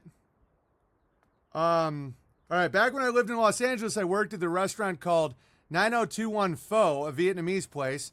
I hope Kyneton was sitting down when he heard that one. By the way, if you're enjoying this stream, entropystream.live/app/ownbenjamin comedy. Thank you. I was a busboy there, and one night I was mopping up, and I saw Brody Stevens walk into the mall where the restaurant was. I called his name, and he came over and shook my hand. He couldn't have been more nice. Seemed like a really cool guy. Yeah, he was. Brody was a great guy. Rest in peace, Brody Stevens. He was the first guy I've ever seen actually say "how dare you" in a funny way. Yeah, he was a brilliant guy. A movie quote I think you'll appreciate: in the Kingdom of Heaven, King Baldwin the leper is playing chess, and he says to Orlando Bloom's character, "None of us choose our end really. A king may move a man, a father may claim a son. Remember that even when those who move you be kings or men of power, your soul is in your keeping alone. When you stand before God, you cannot say, but I was told by others to do this." Dude, that's brilliant. I just got goosebumps from that. Or this virtue is not convenient at the time. This will not suffice. Wow. In the Kingdom of Heaven, King Baldwin the leper. None of us choose our end, really. A man move a man. A father may claim a son. A king may move a man. A father may claim a son. But remember that even when those who move you be kings or men of power, your soul is in your keeping alone. When you stand before God, you cannot say, but I was told by others to do this. That virtue is not convenient at the time. This will not suffice. Wow. You also cannot say, but I had a family to feed. Exactly. You can't hide behind your kids. I learned that a long time ago. At first, I was like, I have kids, and they're kicking me off YouTube. Does that mean you're going to cuck? What's your kid going to look at you then as when he grows up? Oh, my daddy promotes transgender children because he had to feed me. Yeah, you can also feed your kids from the soil and from God. All right, Blue Bunny Bear, I like your take on things and thoughts on others. I hope I did not offend. No, you're not. You're never offending me. I'm being comedic. Yeah, I like Rebecca Bear. Do what your husband wants, as long as it's within reason. But I still think BJs are gay. And if he really thinks about it, he might come to the same conclusion. But if not, I'm not your husband. Some potential gravy. I was thinking that when a baby dies young or some 22-year-old, don't have him have a vasectomy. If BJ's keep his fucking tubes good, then BJ's it is. What are people talking about here? And what a bear. BB is the reason you have a daughter. Amy's not going to be happy that BB has a... This is why people shoot you. Oh, yeah, Bear Puijic is already about to be shot again. They're in wheelchairs for a reason, guys. Some potential crazy. When a baby dies young or some 22-year-old kid dies, if it's true we have multiple lives, then either in a future or past life, that person did enough to free their soul to get out of this place. And since time isn't linear, somehow ripple effects were sent through their lives and they made it out. So when we see someone die young and think it's tragic, they're actually being freed and sent back to source because of what they did in a past or future life. That's a beautiful thought. I'm now convinced that if there is reincarnation, my son Charlie used to be Asian. He's like, hello, mama. Oh, Walter. Dude, he talks like a fucking Chinese person. I'll leave you with an Unbearables media headline. The story behind how Bill Gates' underwhelming libido shaped his philanthropic lifestyle. That's funny. Happy belated birthday, Matt. Thank you, Matt. Palestine. All right. Onward. God, any super chats? Telling? That's Faux King. Great. Faux King. Nice. Oh, we got a Maiden Bertaria wax seal. Yeah, no vasectomies ever. Real gay to get a vasectomy. It's like, I want to pump, but I don't want to make life. Yeah, it sounds familiar. Why don't you go down to the Gold Coast and talk to those guys? The BJ is the gateway to gay? It is. Sherlock Holmes. Cycle Cell Holmes checking in with an update on a missing persons case that I believe one of your cops, Scagnetti was looking into. He asked me to track down a so-called white girl named Danielle who was shacking up with a brother named Tyrone in the projects. Normally this would have been an easy open and shut case for a pro like me, but this case has been my most challenging yet, filled with magic, Jews, and sodomy, oh my. I tracked down Danielle fairly easily to one of the Section 8 housing projects in South Central Los Angeles. T Terrace. When I investigated, all I found were 33 computers, all using VPNs, sending signals all over the world. This was no Bitcoin mining operation, it was even gayer than that. Not a single bottle of wine, not even one old mask in the trash, just an empty bucket of lube. At least 6 million tea bags and a message I uncovered with my trusty blacklight. Ooh, Jesus. Splattered on the wall in the bathroom. Under a loose floorboard, I uncovered a flat earth map with a trinity of X's made of glitter, with method of adhesive I dare not mention. One over Ibiza, another over Tel Aviv, and the final X marking the spot at the center, the North Pole. Those tricky bastards. They wanted us to think they were going to the South Pole this whole time. They were going to the North Pole. Gary and Terry, what are you up to? This was a box of wigs in disguise and a stack of passports, 3 Rogans tall. That means 9.9 inches. Many different names as Gary, Terry, Larry, Barry, Harry, and Jerry. One thing was clear, these passports and multiple idents belonged to a pair of fairies. I now believe them to be all the same 2 sodomy enthusiasts that you and your bears know as Gary and Terry. There is no Danielle. She is a front for their larger plans of reaching the pole of the great north, where the sole source of the purest gravy flows. Very clever for an old pair of fruits, but almost nothing gets past Cycle Cell Homes.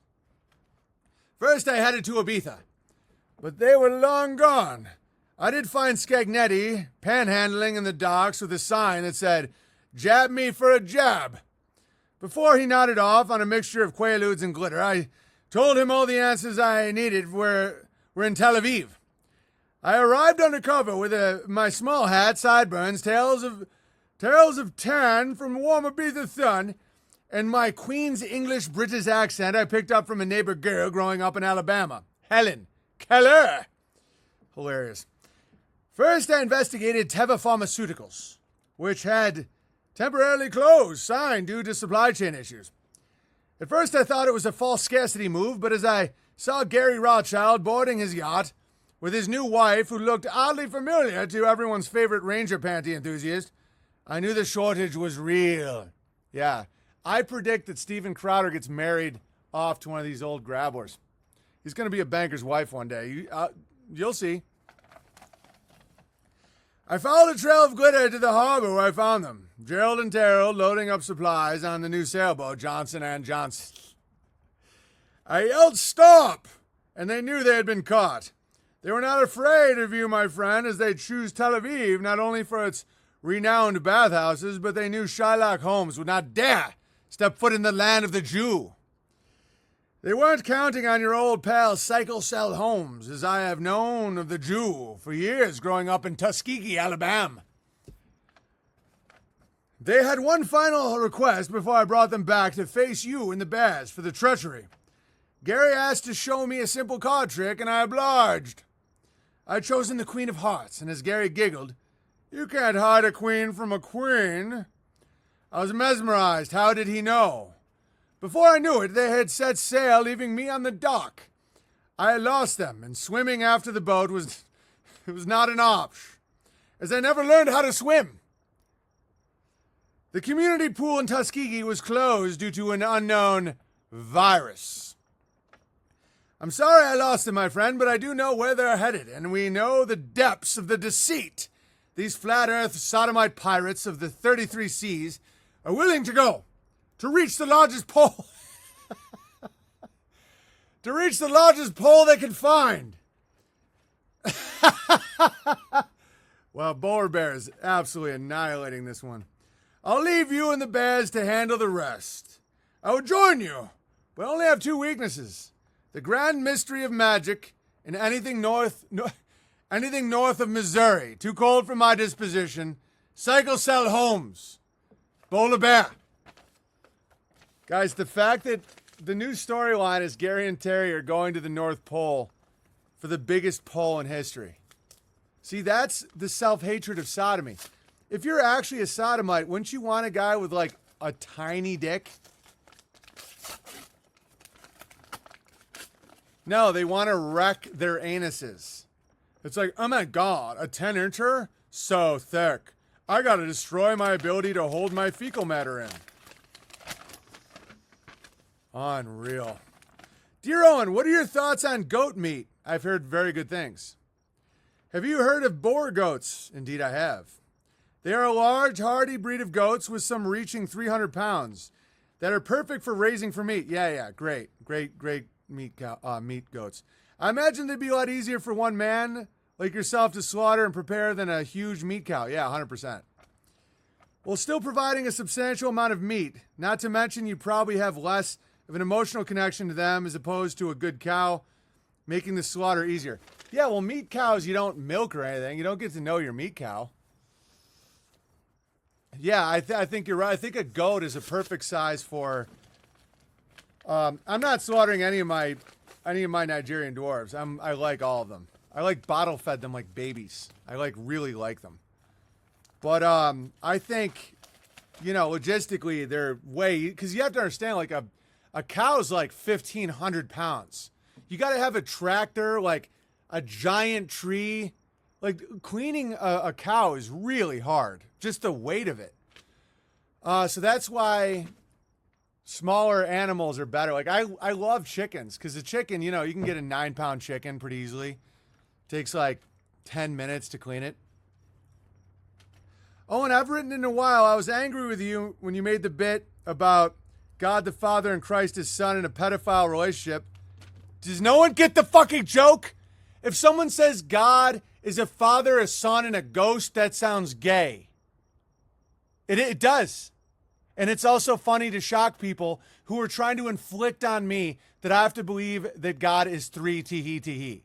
No, I don't think Jesus and God fuck. That's insane. But you're angry at me. Okay, that's fine. I don't care whether you think the relationship is triune or... stop it. I told my boss about Gary and Terry. He said, oh, you mean Gare Bear and Tear Bear? He'd never even heard of them. My boss also wrote a joke. Hitler had some great ideas. The problem was all execution. A Jew's joke. Okay, so now you have Jew jokes. Okay. But the Trinity really offended you. The stock options I bought you expired, worthless, are expired, and I'm about to send you regular Grabble. Cheers, Stone Ground Bear. Thank you. And never, ever preach to me about the Trinity again or the fact that you don't understand jokes. You're just as bad as the fuckers in the media. No, I'm not calling Jesus Christ and God a pedophile relationship. Ironically, you're claiming they're both the same thing. And then there's a ghost. What's the ghost doing? Oh, how dare you? The ghost was landed on Jesus. So how did Jesus land on himself? I'm not going to get into it again. I never, ever want to talk about it again, ever again. It's a divine family. The Trinity word is just a way of dividing the flock. I don't care. If Jesus is God, then everyone's God. Oh, how dare you? Dude, we don't need this type of stupid division in these times. Okay? It's nuts. If you want to divide me and my audience and everybody because three become one, I don't understand that. It doesn't make any sense to me.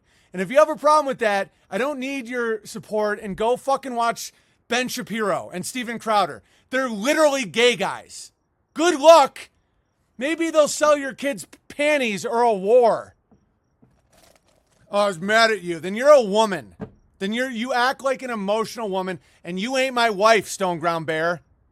I was mad at you. You're more mad at me ever. My wife never gets mad at me. And she's a woman who lives with me all the time.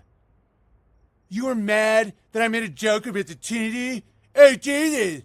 It's fucking stupid. Go to your church. Oh, wait, they're probably still closed. Or you need a vaccine to go worship your three-headed retard God. All right.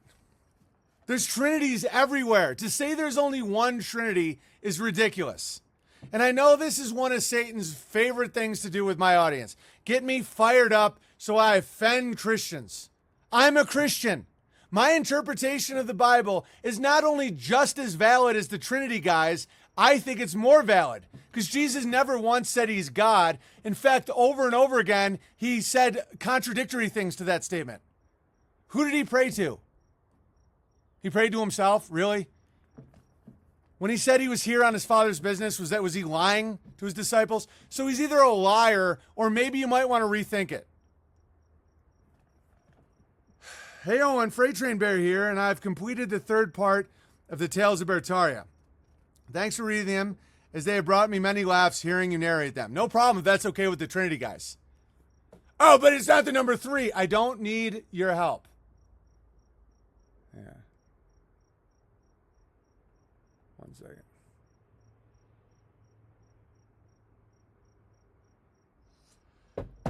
Thanks for reading them. All right. Tell Van Allen Bear that I promised to get the typed up versions for him for Bertari Times. Thank you.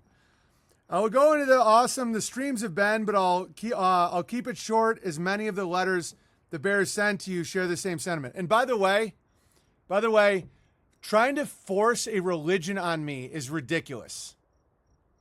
The Bears are not ideologically, racially, or religiously motivated. And if you want to be a part of the community, great. I'm not mad at you for believing in the Trinity. don't get mad at me for being a fucking comedian. And I'll make fun of whatever the fuck I want. And if you laugh and laugh and laugh at that nigger stole my bike, but you can't allow me to make fun of my Catholic upbringing, you, my friend, have entered the wrong saloon. You're a hypocrite. And I don't have much tolerance these days for hypocrites. To hear E. Michael Jones, it's just, a group of bears are having a bear camp meetup over at Creston, British Columbia. This May, we wish we could come over and help. Oh, well, we're taking a breather right now anyway. But our gay government loosens up the border crossing situation. We can't wait to come help build. Well, knowing how sodomy-laden Trudeau is, I'm going to say that the border seals are going to become pretty loose. I was mad, but now I'm not, is what a child says. I was mad at you. What are you mad at me for? For being a comedian? Well, don't make fun of my thing. Don't make fun of God. I'm not making fun of God. I love God. I worship God. I follow God's path. Okay? Making fun of the Catholic dogma that does not exist in the Bible is on the table. And if you can't handle that, life is going to get very, very hard for you. I was mad at you, but now I'm not. So here's the money. Tales of Bertaria. And I'm not saying not to support the stream. I'm just saying never use it as like leverage or like... It has to just be because you like the stream. It can't be because you want to make me think some way. That's not the way it works. And by the way, if, any like credit, and I really do appreciate this. Like someone sent me $50 from Lloyd's Bank in England. I can't cash any of those, but I do appreciate that. Like that's a few times you guys have sent that, and I'm really appreciate it. But in America, we can't cash that shit. I don't know why, but I just want to let you guys know that. All right. The Gravy Seals and Bear Force Fun have been deployed for Operation Dirty Bucket Rescue. On the cool summer's night, they're heading behind enemy lines where the Sweet Prince has been. Guys, the media is going to quote this as all real. Ban all the Trinigamas. No, don't make that's just, please don't do this division bullshit. Just don't try. I don't care if you believe in the Trinity. Just don't try and like use it to divide up this audience while I'm being attacked by the global media. It's fucking disturbing. Children get mad when they don't have what they want and calm down as soon as they get it. They're children. Exactly. No, my children would never act like that Stone Ground Bear bullshit. I was really mad at you when you made a pedophile joke about... You sound like the fucking newspapers. I was really mad at you when you made fun of the mask. But, you know, I still want to be Stone Ground Bear.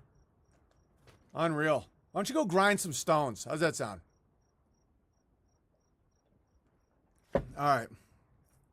The Sweet Prince has been taken hostage by the Milkas.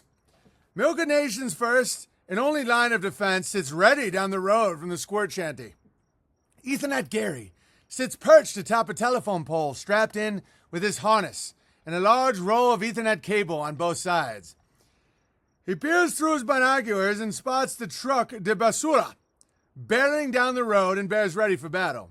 Oh, Jesus, that's a nice truck they have there, says Gravy to him, says Gary to himself. Mad respect, what a piece of shit. I hope they crash. I can't watch them anymore. Back in the truck, the bears prepare for battle. Lady Q Bear sits in worry about the Sweet Prince of dirt and trash. I hope they don't hurt Coddington, she says. Guys, I'll say a prayer. The cod stays safe and is returned to us without a scratch. Big Bear looks over to her with a smile and it says, and a nod of approval. Fear not, bears, proclaims BB, for I have brought with us many gallons of fresh, unpasteurized milk from the teats of my many farm animals. I have hope that the milkers will accept this in exchange for the safe return of the Floridian trash. Violence is and always will be a last resort. As the truck of basura comes barreling down the road, Ethernet Gary sets his trap. He frantically scrambles to string up a bunch of Ethernet cables across the road in an attempt to trip his enemies up. This should stop that brilliant asshole dead in his tracks, utters the Gamma. The truck turns the corner. Where's there, Big Bear? The bears. Oh, no. Watch out, Big Bear! The bears point and yell as Ethernet Gary pulls the cables tight. At that very moment, Kung Fu Bear comes speeding past the bears in a Kawasaki Ninja, wielding a katana sword. With one swift motion, he swings his sword over his head and slices the Gamma in half. Just for all you journalists out there, this is fiction. Fiction. Ethernet Gary looks on as the bears fly past, pointing and laughing at Gammas for his pathetic attempt to stop them. Oh, Jesus, muttered Gary. I guess the connection wasn't strong enough. Oh, God, I'm squirting again. The bears rolled down a dirt road and into the milker's squirt shanty. They slowly drive by a sad scene of malnutritious men rubbing sticks and banging rocks together trying to start a fire. Hunched over like goblins, some were tearing the most raw rats and pigeons. Others were seen with heads tilted back and shaking the last drop of 1% skim milk from Walmart into their mouths. It was amazing. The bears look upon the scene of scrawny men suffering from rickets and scurvy with pity. They quickly realized that these men were living in hell and needed their help. Good, I like the turn you just made. They all approached the milker's headquarters and descend back from the truck, led by the Big Bear. They walked past security detail with ease as they were all distracted, hunched over a crumbled piece of porno magazine, furiously masturbating. Getting closer to the dungeon doors, the bears can start hearing sounds of celebration as someone shouting, "Come on, baby! Don't fail me now! No 7, no 11! The bears look at each other perplexed. Big Bear shrugs his shoulders and slides open the steel door. They peer into the dark room and spot the filthy bucket keeper with his back turned, throwing a set of dice against a broken-down cardboard box covered in Babylonian magic squares. "Coddington," shouts BB, "what the hell do you think you're doing?" Coddington turns around. "Oh, hey guys, thanks for coming, but I have things handled.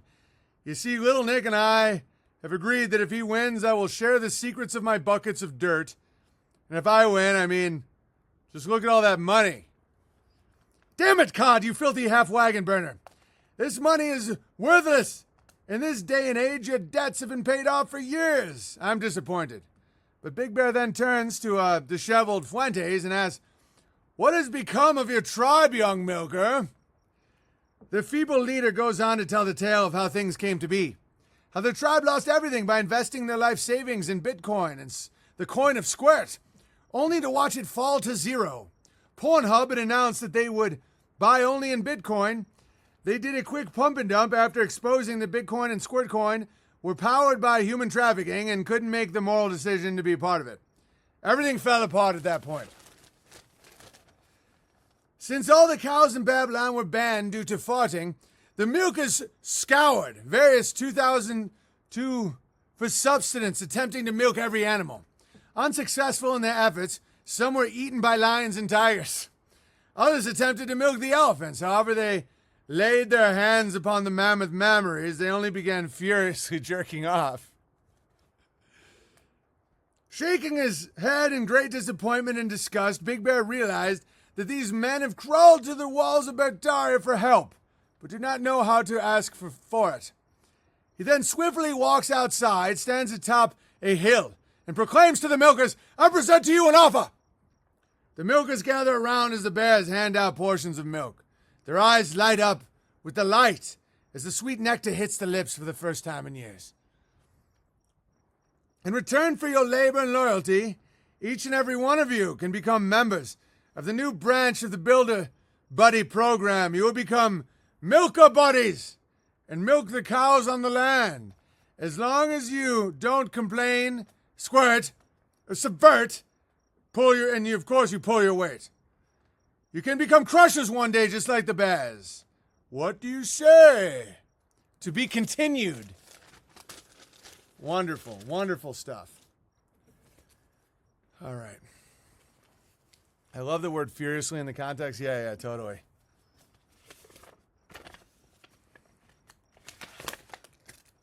All right. Beautiful. beautiful family.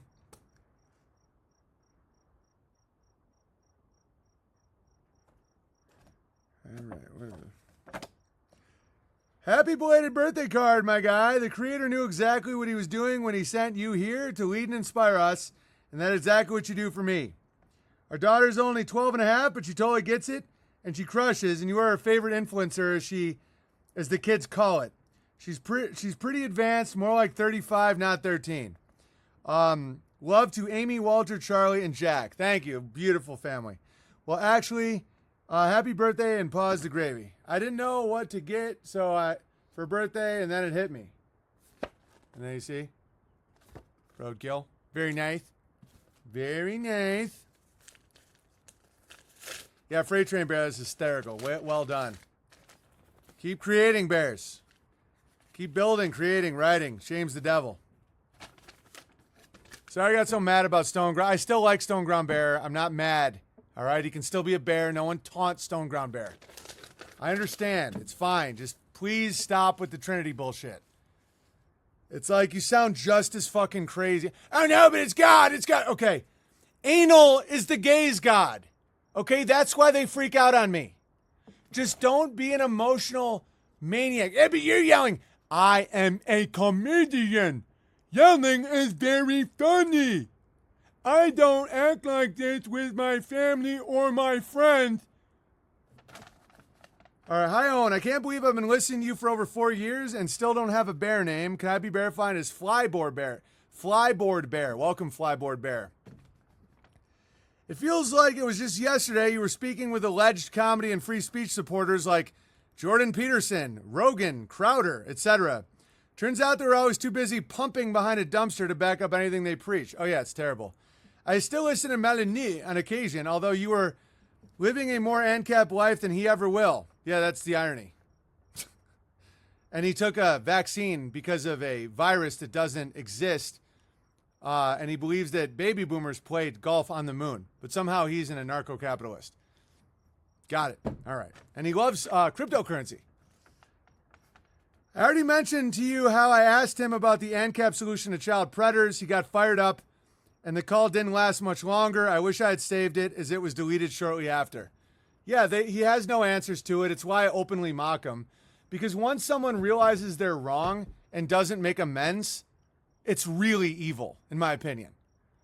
So now that you know anarcho-capitalism not only couldn't stop child sex trafficking, it would become advertised and monopolized. It would become a booming business with billboards and advertising with zero ability to stop it, and you're still going to promote it.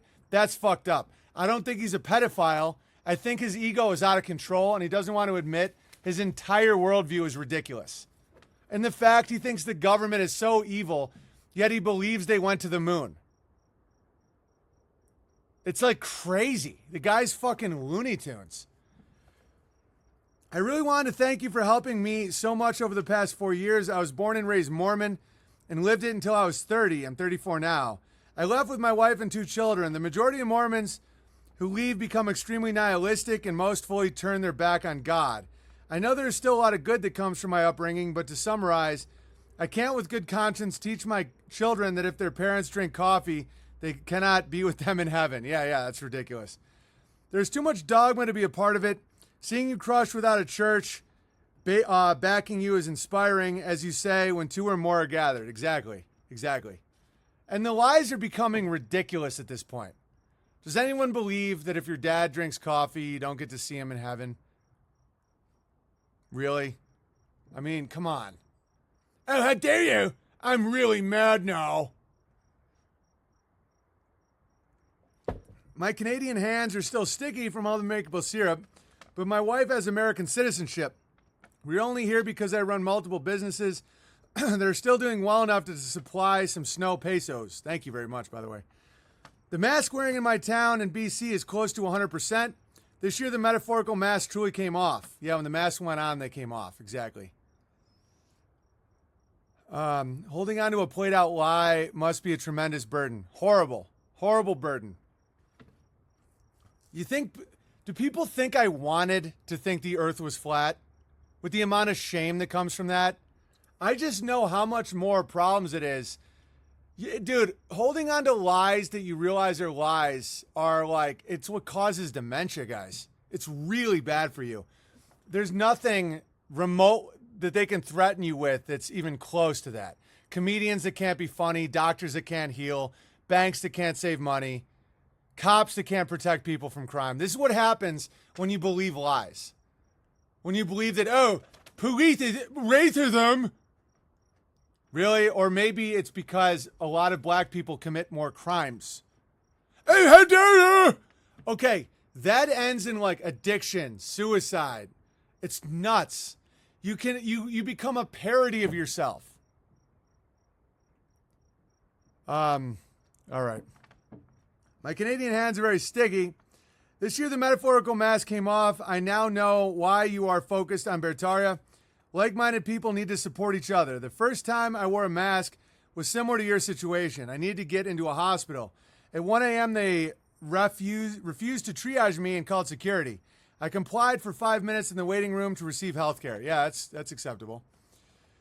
By the way, if anybody, if you want to be a part of the actual chat, it's Speakeasy Saloon, Unbearable's private chat. And if you want to support the stream, entropystream.live/app/Owen Benjamin Comedy. The moon is a luminary, not a rock, 240,000 miles. Every single thing that you can test the moon landing with shows you it's not possible. Every single thing that you can test, you'll learn that it's not even close to possible. You can hold on to that dream all you want, but it'll ruin your brain. You know, my wife had to be taught. She's went to USC for structural engineering. She has her master's in engineering. And they had to teach that the way the 9/11 towers fell was physically possible, and it's not. And so now we have engineers being taught lies in order to maintain narratives that are clearly false. I'm not going to get into what happened that fateful day, but it's like when you teach pilots that they're on a spinning ball, when all their instruments say flat plane, everything about their instruments are flat plane. If you're going west to east and east to west at 40,000 feet, and allegedly the planet is spinning at 1,000 miles an hour, and you're going 380 miles an hour, why doesn't that have anything to do with the time difference in going from New York to LA or LA to New York? Why does it always appear like the ground is not spinning? Oh, the atmosphere is spinning with it. How? If you're in the atmosphere so thin, how is that a factor? If something was actually spinning in fluid, the viscosity of it, the attachment of it would not be at the same speed. Spin a ball in water and see how much water attaches to it. Hey, but gravity, strong force, weak force, magnetism, and gravity. Gravity is by far the weakest force acting on a particle. So weak you can't measure it, prove it, or recreate it in any scientific experiments. You either can be a smart person or not, and it's your choice. You can just go along with lies. You know, you have a what's it called? A lighthouse, 60 feet high, that a ship can see 40 miles away at 8 inches per mile squared. That ship would be 1,000 feet under the horizon. Now, without getting angry and bitchy and mad, explain to me how that's possible. I'm sure you're going to go to your websites and figure out an angle. The light curves around because of gravity. Okay, so you're saying light curves on the earth, but not going 100 million miles from a star. Really? BB's going hard on all the scams today. Yeah, because this helps people. It helps people have children. Why do you think the world's becoming sterile and addicted? Because lies are what causes PTSD in soldiers. It's not that they may have killed a guy. It's that they come home and nothing makes sense. Everybody's thanking them for a freedom they know they were not defending. Then they don't even know what the fuck 9/11 was. They don't know what the moon landing. They start being like, okay, I'm a bomb expert. I'm now watching the Boston Marathon. I'm looking at a smoke bomb. There's no concussive reaction. What the fuck is that? And so then they get all like wacky and they start drinking and they start doing drugs. And then they get mad at the government. It's not the government, guys. It's Satan. The government isn't your problem. The government is an entity that will always exist as long as man has laws. Fact. Don't get mad at the government. And so then they get mad at, flat earth, because they picture a a saucer in infinite black. They're still under the same assumptions of infinite black. We don't know what this is. We don't know how far it goes or what's on the other side of the ice wall or if this is a limit of human consciousness. This could be the blue eyeball of a giant. I don't know. But we do know it can't possibly be a spinning ball. You can't have a rocket ship in a vacuum. You can't have a human being in any sort of vacuum. It's like a Tor, 1 to the negative 17th vacuum would absolutely annihilate any matter you put in there. You're saying that the baby boomers drove a car and played golf without any testing, and then they shot up without any dust being scattered on the moon with no atmosphere, 1/6 the gravity. None of it makes any sense. And so when you're in that world, you become degenerated. You crave sodomy, drugs, alcohol, anything that keeps your mind and your heart from saying, what the fuck is going on? This doesn't make sense. Anybody that's an expert in gunfire knows these false flags are bullshit. Oh, so you're saying a young kid walks in and gets 40 headshots from moving targets without change? It's like anybody that's an expert in anything that refuses to accept a lie will look and go, that isn't possible. That moon has what? 10 times 1 to the 10th lumens? Guys, the amount of light, you can do these simple equations of how much lumens light the surface of the moon would have to be able to read a book under a full moon 240,000 miles away. It would be zillions of lumens. It would melt flesh. It's not possible. How does a light wave travel through a vacuum? A wave requires the ether. It requires a medium. Oh, particle. Okay, so how does the particle be a wave? How does the particle have a frequency? It's a particle and a wave. Double slit experiment. You try and do a double slit experiment, you have to buy the box, which is $100,000, and it doesn't even show you anything. What is the double slit experiment? It's just nonsense. And so it's like, how can something be a wave and a particle? For those of you that have never thought about this, if you throw a rock in a pond, those are waves. The water isn't moving. Energy is going through a medium like this. The frequency is how close the troughs are. The crests and troughs. So the peak and the wave, right? So you have radio waves, infrared waves, visible light spectrum, ultraviolet, X-rays, microwaves, gamma rays. And so that all has to do with how fast the frequency is. A particle would be a baseball flying through the air. They came up with particle theory to justify the nonsense of a vacuum, okay? So when you look at Twinkle, Twinkle, Little Star, and they say that it's 100 million light years away in an infinite black, okay, how does light reach your eyeball? It can't be a wave because there's no medium in infinite black. So then they just go, oh, it's a particle. Do you know what dark matter is? Dark matter is the nonsensical physics response. I used to host a physics podcast at Caltech. I have a 147 IQ. I know the gammas freak out. Oh, I'm fucking smart boy. I'm extremely intelligent. Okay, dark matter was the result of gravity equations not working. So they have all these equations for the gravitational constant and force and all that. It's not possible that gravity exists in the observable universe. So what do? They say, well, how much mass do we need to make it work?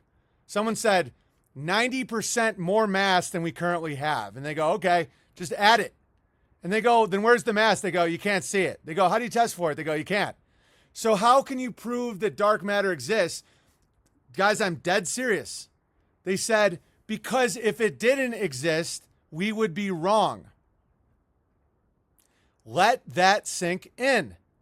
The only evidence that dark matter exists is because if it did not exist, all the math and models around gravity would be obviously and testably false. That's the only evidence of the existence of dark matter. Dark matter cannot be seen, tested, observed in any way at all. Yet it's 90% of the universe. Because if it wasn't, they'd be wrong. And when you're dealing with pathological narcissists, they can't be wrong. I can be wrong. I went too hard at Stoneground Bear. I get a little triggery with like Trinity Gammas because they've been so relentless. So it's like, yeah, my bad, Stone Ground Bear. I shouldn't have went so hard. Much love. Thanks for the super chat. See, like a pure narcissist couldn't do that. They go, okay, well, we can't be wrong. They don't know what the fuck gravity is. Owen is right about dark matter. I looked into it some years ago. Guys, I used to be obsessed with physics. Obsessed. The Odyssey chat is so uncomfortable. Yeah, let them squirt. They probably have a window open. They got porn going. They got this going. They write like, oh, fucking scammer. Oh, he's the devil. Oh, no Trinity. And then they jerk. And then they look at the porn. And then they like, so their cortisol goes with my thing. They go, oh, you don't believe in the globe earth, you fucking retard. And then they look at a homeless runaway getting fucked for drug money that they call porn. And they're just jerking back and forth. And then once enough euphoria from the homeless runaway acting out one of their sick fantasies, and then the chat, and then the videos open where I'm showing them that their world is not what they think they are. Oh, you fucking retard, cult leader. Okay, and then they have one hand typing. They're just like, yeah, how do you think it feels for me that these people are literally masturbating? I don't care. Don't go to that chat. Go to Telegram. It's like, the chat's so uncomfortable. How do you think it feels to be me knowing they're jerking off? And they are, dude. That's what they do all day long. All right, last thing. I wanted to let you know I'm a drummer and would happily record anything you need. Hava Nagila, a Christmas album, amazing. You name it. I remember a stream where you needed some drums. Well, Tempo Bear is already hooking me up, but thank you, though. Yeah. Off by a factor of 10 to the 27. Dude, it's so bad. And guys, it's not scary. It's fine. You don't need to, I don't know what the earth is. I'm not a flat earther because I don't subscribe specifically to any model because I'm allowing myself to say, I don't know. What I do know is what is not possible. It's like a spinning ball isn't possible. And you can get mad at me if it gets your cortisol up enough to squirt your limp, dead dick into a fucking waste paper basket. But meanwhile, the Bears are going to be building, and we're going to be having families, and we're going to be crushing. Why would anyone go to any other chat in the saloon? Because they're masturbating, Welsh Mama Bear.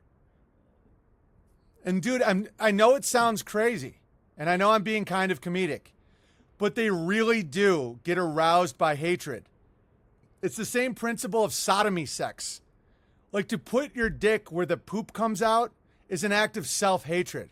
So when you watch someone you hate in order to arouse your own body, you're fucked up. And there's a huge amount of that on the internet. And I know it sounds funny, but it's like, they're objectifying me. All right. P.S. I haven't been able to figure out the chat on Telegram. Any help is appreciated. I don't want to give out your email. It's just not the right time.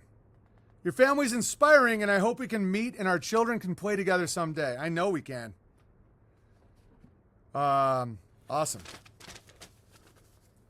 God, any more super chats? There's no way I didn't get a tip for that legendary rant. EntropyStream.live/app/Owen Benjamin Comedy.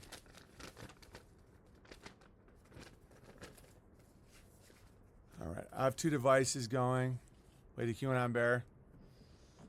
Watch yourself. All right, leaky butt syndrome, yeah.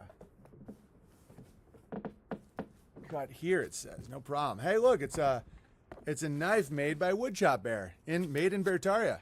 You see, like, my calm disposition right now? I was never mad. That's comedic. Imagine looking at Lewis Black and taking every word like, oh, look at how mad he is. It's comedic. And I'll explain it, but I won't apologize and I won't stop. Like, one of stupid, gay, short Joe Rogan's favorite comedians is this guy from the 80s that would always scream. He was like, ah! I can't remember the guy's name. But Joe Rogan loves it. He loves to joke about how a dead body getting fucked in his ass after he died. Remember that guy? Joe Rogan talks about it all the time. Oh, I love this joke about necrophilia, right? God forbid anybody fucking analyzes their jokes. Yeah, about dying and getting fucked in your ass. And he just screams And that's Joe Rogan's favorite comedian, but yet, I don't know. When I do it, it seems like real shocking. Sam Kinison, yeah. Yeah, Bobcat Gothwaite, all these guys. Sorry, should have clarified. We had one 5 years ago because I did not want another C-section. Oh, that's cool. It was getting too scary medically for me to have more children. Our oldest is 13, youngest is 5. Good for you. Well, we're gonna start trying to have a kid here soon. And it'll be Amy's 4th C-section. Any advice? The doctor said she should be fine, though. That her womb healed very properly. So, the guy from Police Academy, yeah. Do you have any advice? Oh, here, we got a knife. Finbear. That's very cool. Grounded Extracts has an untapped market for the Irish iron. Clog up those leaky butts. Moon Jazzbear, how dare you? The passionate rants are not lost on me. It's highly cathartic. Oh, I know. I'm never going to stop. All right. Who's this from? The toe has no taste, 0? No. I have fresh cashew seeds. Good for you. This is my letter. This is Bulrush Bear. Please read in a Boston accent, BB. Hey, Big Bear. How the heck are you? It's Bulrush Bear. Wicked sweet with the fick. Greetings from the hub of the universe, Worcester, Massachusetts. It's pronounced Worcester for you people with the funny accents. Oh, fuck, I'm whacking off again.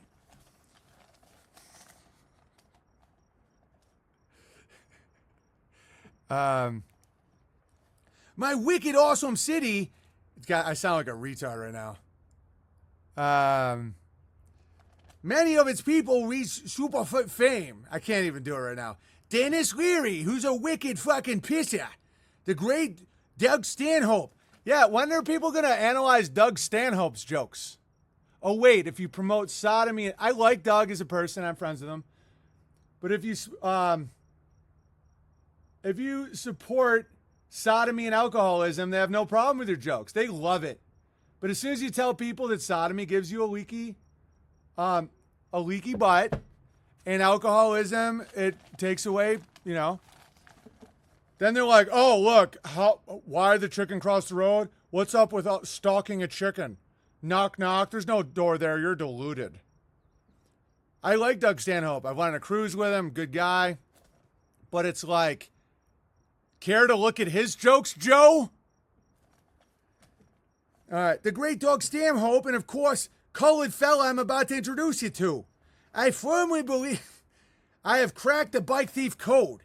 The bike thief champion was named Marshall Walter Mason Taylor, a.k.a. the Washington Whirlwind. He was the first colored man to win world title for bike racing in the late 1800s. That's a wicked picture. Oh, fuck, I'm whacking off again. Please look up in the Wikipedia. Could it be perfectly his racing skills? I can't keep up the accent. I'll do it every now and then. Fleeing the police in Indianapolis and had to move to Worcester to avoid prison for his prolific bike thievery. I think so. It's truly a major Taylor Boulevard. Here, yesterday, I lead to the projects where many a white kid's bike has ended up wicked abandoned by the disciple major bike thief Taylor. Oh, fuck, I'm whacking off again.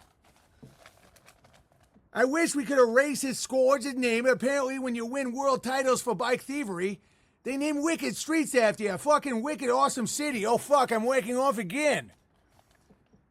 There was even a Hennessy commercial highlighting, of course, Hennessy. It's hilarious, entitled Hennessy versus the Commercial Major Taylor. It's a quick commercial if you want to view it. I'm okay. It'll trigger my bike theft shit. If only Carl Brown's grandpappy had found Major Taylor at a young age and set his black ass straight, the epidemic of two-wheel robbery wouldn't exist. Hybrid Oreos like Bola wouldn't stand a shame of half a skin, and fucking friends could trust their bikes and flat fucking women around him. Oh, fuck, I'm wagging off again. What a travesty Major created. Oh, fuck. We owe you a lot for bringing attention to the epidemic of bike thievery. Oh, fuck, I'm wagging.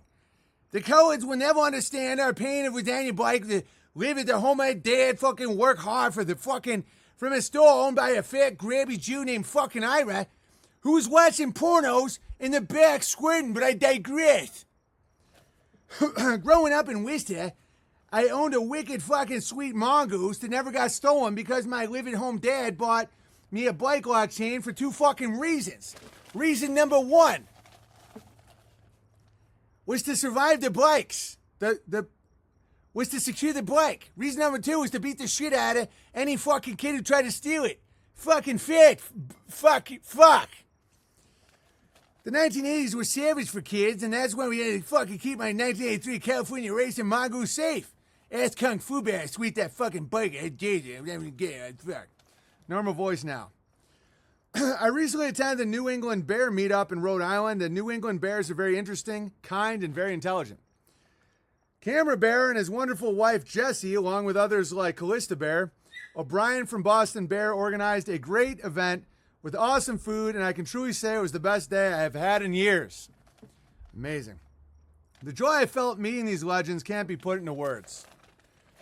Even the infamous Titty Bear was there. He arrived in his Boomer Buick. Ha! And of course, the rollerblading driver was the fucking double parked next to a fucking dumpster to prevent fucking Rogan from showing up and butt fucking. Oh fuck, I'm waking off. That's typical Titty Bear, always doing his best to prevent sodomy. What a freaking legend. Fucking wicked cool. All my poor jokes aside, thanks again for all you and the buckets McGee do for the Bears. The realm you have created for us is otherworldly and is only the beginning. I hope you accept this knife as a birthday gift.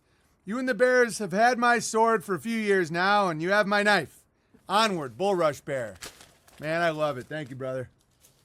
That was hilarious. I hope I didn't butcher the Boston accent too much.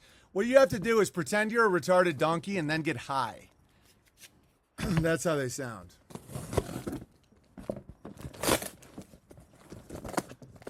Like a fucking Boston accent. You pretend you're a fucking retarded donkey and then get high on fucking dishwasher soap. And then you go, what the fuck? You gonna fucking tell me I gotta fucking walk my fucking bike? Oh, fuck you, you motherfucker. Fucking, your mom is a whore. Your mom's a whore. You're fucking whacking off. Dude, imagine Adam Sandler doing Toll Booth Larry. What's his name? Toll Booth something? That shit was funny. Oh, wow, look at this. Whatever this is some good wood, man. Fucking hell yeah. Fucking crazy. Oh, fuck. Oh, sweet. Fucking coin. You got me fucking wicked picture. Because the cool thing about the Boston accent that I relate to is Oswego, New York says wicked. We're one of the only places as retarded as Boston. We're growing up, we'd say wicked. Be like, that's wicked cool. That's fucking wicked sweet. So, we don't sound like a retarded donkey that just got high on dish soap. But, you know, we do say wicked, which is kind of gay. Oh, thanks. A little silver. Gorgeous. Oh, wow. Jesus. Thank you, brother. Now, let's take a read. Look at that. See that? It's real money right there. Silver, baby. What's up? Hey, Big Bear. I've been a long-time subscriber to Unauthorized.tv, Beartaria Times app, and the Great Bear Trail channels. I'm 39, 22 Rogans, which means he's approximately 6'1". And 400 plus Petersons, I'm guessing. A Peterson is the amount of copper required to steal in order to buy 1 gram of methamphetamines in 2019 in Canada. I know it's kind of not the easiest unit of weight, but it is what it is. All right. I went back looking at UATV archives and to get an idea of how long I've been listening, and it must be before the Peterson interview in the episode 100 range. I remember someone named Dave always catching shit in the chat. It's been a long, great journey. I wanted to thank you because you've had a great and powerful influence over me. By the way, I looked up synonym of influence, and there's bear on bear upon sink gravy. I'm now in my longest stretch of sobriety since I was 14. 20 months. Amazing. Happily married since 2018. We have a wonderful 20-month-old little girl, 3 acres of land across from a lake, and a 40 by 40 garden in Babylon. Massatois something. Me and my wife have both stated side businesses. Nice. Bookkeeping and woodworking. Amazing. Those are very useful too. Very useful. Anyway, happy birthday. Here's some cutting boards I made, some silver for your sins, and a little Babylonian magic square for you and Cod. Might be verified as Rooted Bear. Onward! Thank you, Rooted Bear. Amazing. Please add us to the Christmas card list. I got to remember. Yes. I'm honored to send you a Christmas card. A lot got sent back, though. So I don't know. Some of the addresses I think I got wrong. All right. God, any super chats? I'm going to play a little Floyd and call it a day. Well, God gives me the super chats. I'll play something pretty.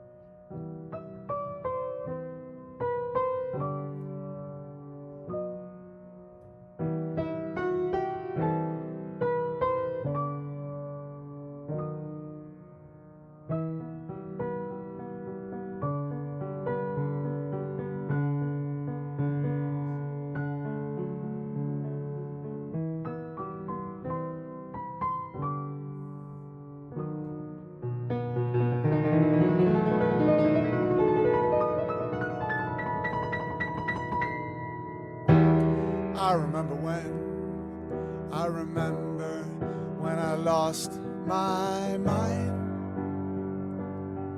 There was something so pleasant about that day. Even your emotions had an echo in so much space.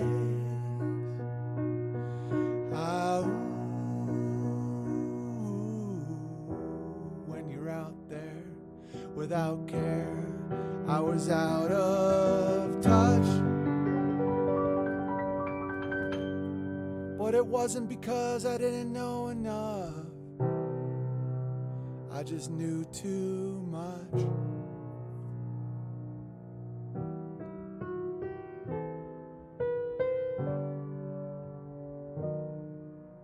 And right now, if you're in the Odyssey chat and you're sick of beating off to hate, and you want to be a part of the good chat where it's like you get useful information and people are nice and it's decentralized, why don't you come on over to the Speakeasy Saloon, Unbearable's private chat.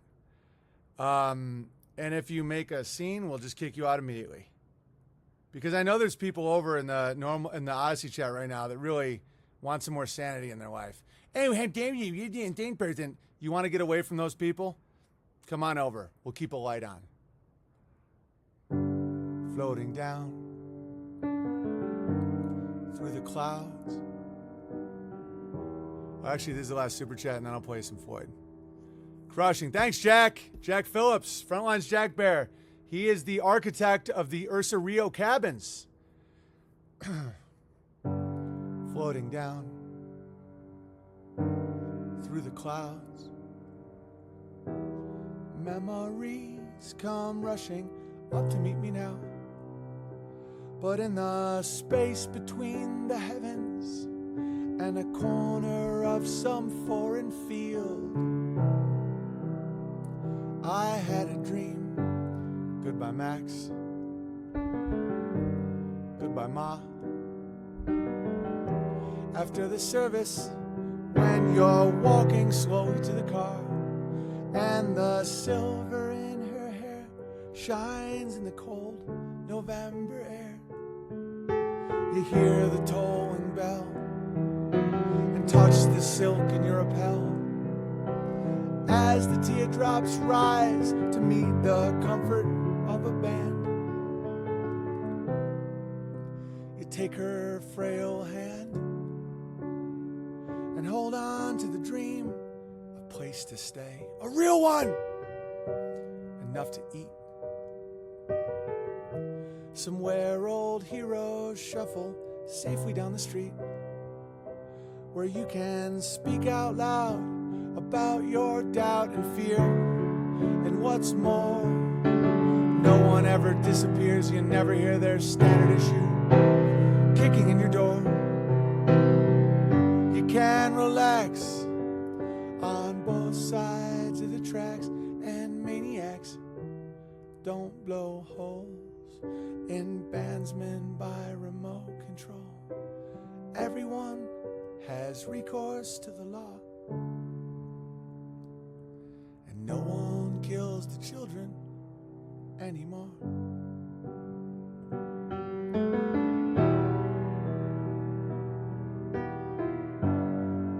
I'll close on this. Thanks everybody who sent me letters. They were awesome. P.O. Box 490, Sandpoint, Idaho 83864.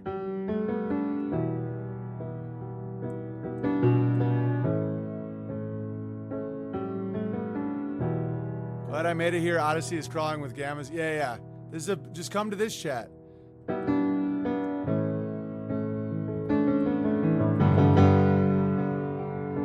They need to do it to squirt. Oh, I'm not squirting, I swear. We know you're squirting. So you think you can tell heaven from hell, blue skies from pain? Can you tell a green field from a cold steel rail, a smile from a veil? Do you think you can tell? Did they get you to trade your heroes for ghosts, hot ashes for trees, hot air for a cool breeze, cold comfort for change? Did you exchange a walk-on part in the war for a lead role in a cage? How I wish you were here. We're just two lost souls swimming in a fishbowl, year after year, running over the same old ground. Have we found the same old fear? Hello, is there anybody in there? Just nod if you can hear me. Is there anyone at home? Come on now, I hear you're feeling down. I can ease your pain, get you on your feet again. Relax, I need some information first. Just the basic facts. Can you show me where it hurts? There is no pain, you are receding. A distant ship, smoke on the horizon. You are only coming through in waves. Your lips move, but I can't hear what you're saying. When I was a child, I had a fever. My hands felt just like two balloons. Now I've got the feeling once again. I can't explain, you would not understand. This is not how I am. I have become comfortably numb.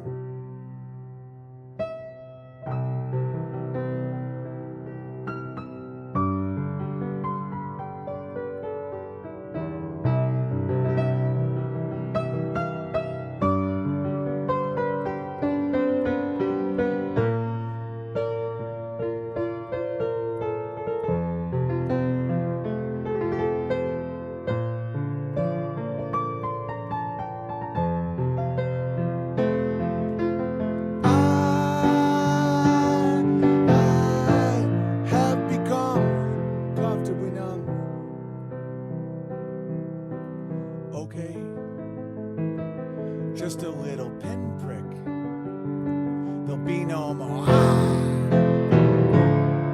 But you may feel a little sick. Can you stand up? I do believe it's working. Good. That'll keep you going for the show. Come on, it's time to go. There is no pain, you are receding. A distant ship, smoke on the horizon. You are only coming through in waves. Your lips move, but I can't hear what you say. When I was a child, I had a fever. My hands felt just like two balloons. Now I've got the feeling once again. Guys, I can't use the Telegram chat because the stream on my phone, the Odyssey chat, is horrible. Okay, new rule. Anybody brings up the Odyssey chat, banned from the Telegram chat. I know that this is endless nonsense. I get it. As the world degenerates, I'm looking at this. Luddite Bear, you're banned if you do it again. I'm serious. Like, one, the cool thing is that you speak easy Loon to cover the, just ban Luddite Bear. Just ban, I mean, it's like, just get him out of here. Like, anybody that brings up that chat is out of here. They know what they're doing. They know they're like, oh, finally. It's like, stop. We probably have to go to another platform now. Who knows? But, like, if that's going to be so distracting for people in this chat, you know, it's just annoying. I'll do another song and then I'll get out of here. Load Sniper Rifle. Yeah, just get rid of anybody that brings up Odyssey chat. All right. Let's do, there's a good one for me right now in the world. My bad. Felt a little gamma mentioning that chat a bit ago. Agreed. No mas. Yeah. I mean, the fact you're there, it's like, man, how bad is this gay porno, huh, fellow bears? Why are you watching it? It's just like, and this is going to draw people there, and they're going to be like, welcome to the world of hatred of Owen Benjamin. It's so dumb. I know I've got a bad reputation, and it isn't just talk. If I could only give you everything that I haven't got. I'm on a 30-second delay, sorry. All right, one more though, Luddite, and you're out of here. I couldn't have a warm conversation if it wasn't for your lies. And still I want to tell you everything till I close my eyes. Suddenly I'm on the street. 7 years disappeared below my feet. I'm breaking down. Do you want me now? You want me now? Don't you think I've heard the talk? Nobody's gonna tell me who to love. I'm breaking down. Do you want me now? You want me now? I know I've got a bad reputation, and it isn't just talk. If I could only give you everything that I haven't got. Suddenly I'm in Peril Square, looking in the crowd and your face is everywhere. I'm turning around. Do you want me now? You want me now? I know I've got a bad reputation, and it isn't just talk. If I could only give you everything that I haven't got. Bass Gardner, Bass Gardner, I'm sorry, but you got to be banned now. I just made a very specific rule. All right, that's going to be it for me today. P.O. Box 490, Sandpoint, Idaho 83864. Unauthorized.tv, entropystream.live/app/Owen Benjamin Comedy. After this stream, I know a lot of people in Odyssey are probably new to me. So, BB know any Arctic Monkeys? I am one. So, yeah. But I got to go. BitChute.com/Owen Benjamin.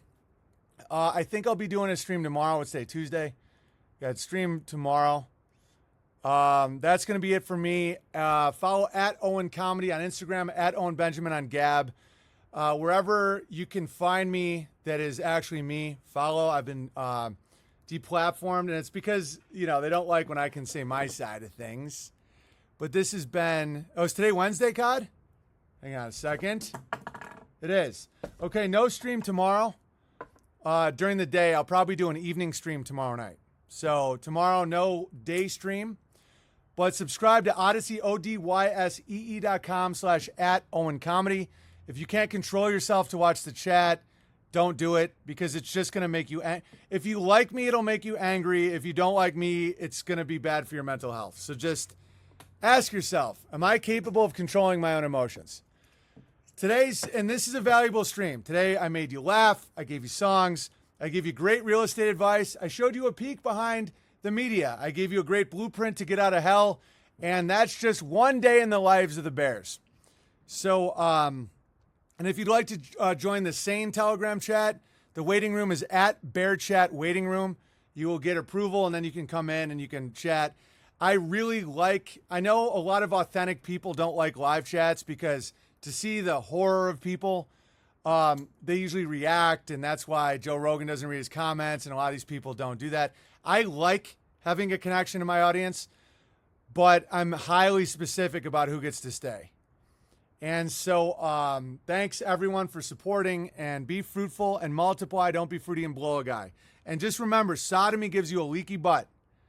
And, go out there and scream in pride when you're a 25-year-old twink that everyone's showering with money and diamonds. But when you hit 50, you end up at the Gold Coast on Santa Monica Boulevard, just a fat, leaky-butted old drunk. And I know a lot of people that ended up like that. And you ask anybody in the actual gay community, they hide their elderly because they end up so stinky from the poop that comes out of their butt. And if you call this hate speech, then it's not. It's love speech. Because to tell a young person what happens with rectal damage, it means you love them. All right, be fruitful and multiply. Don't be fruity and blow a guy. Unless your husband, I'm not getting involved.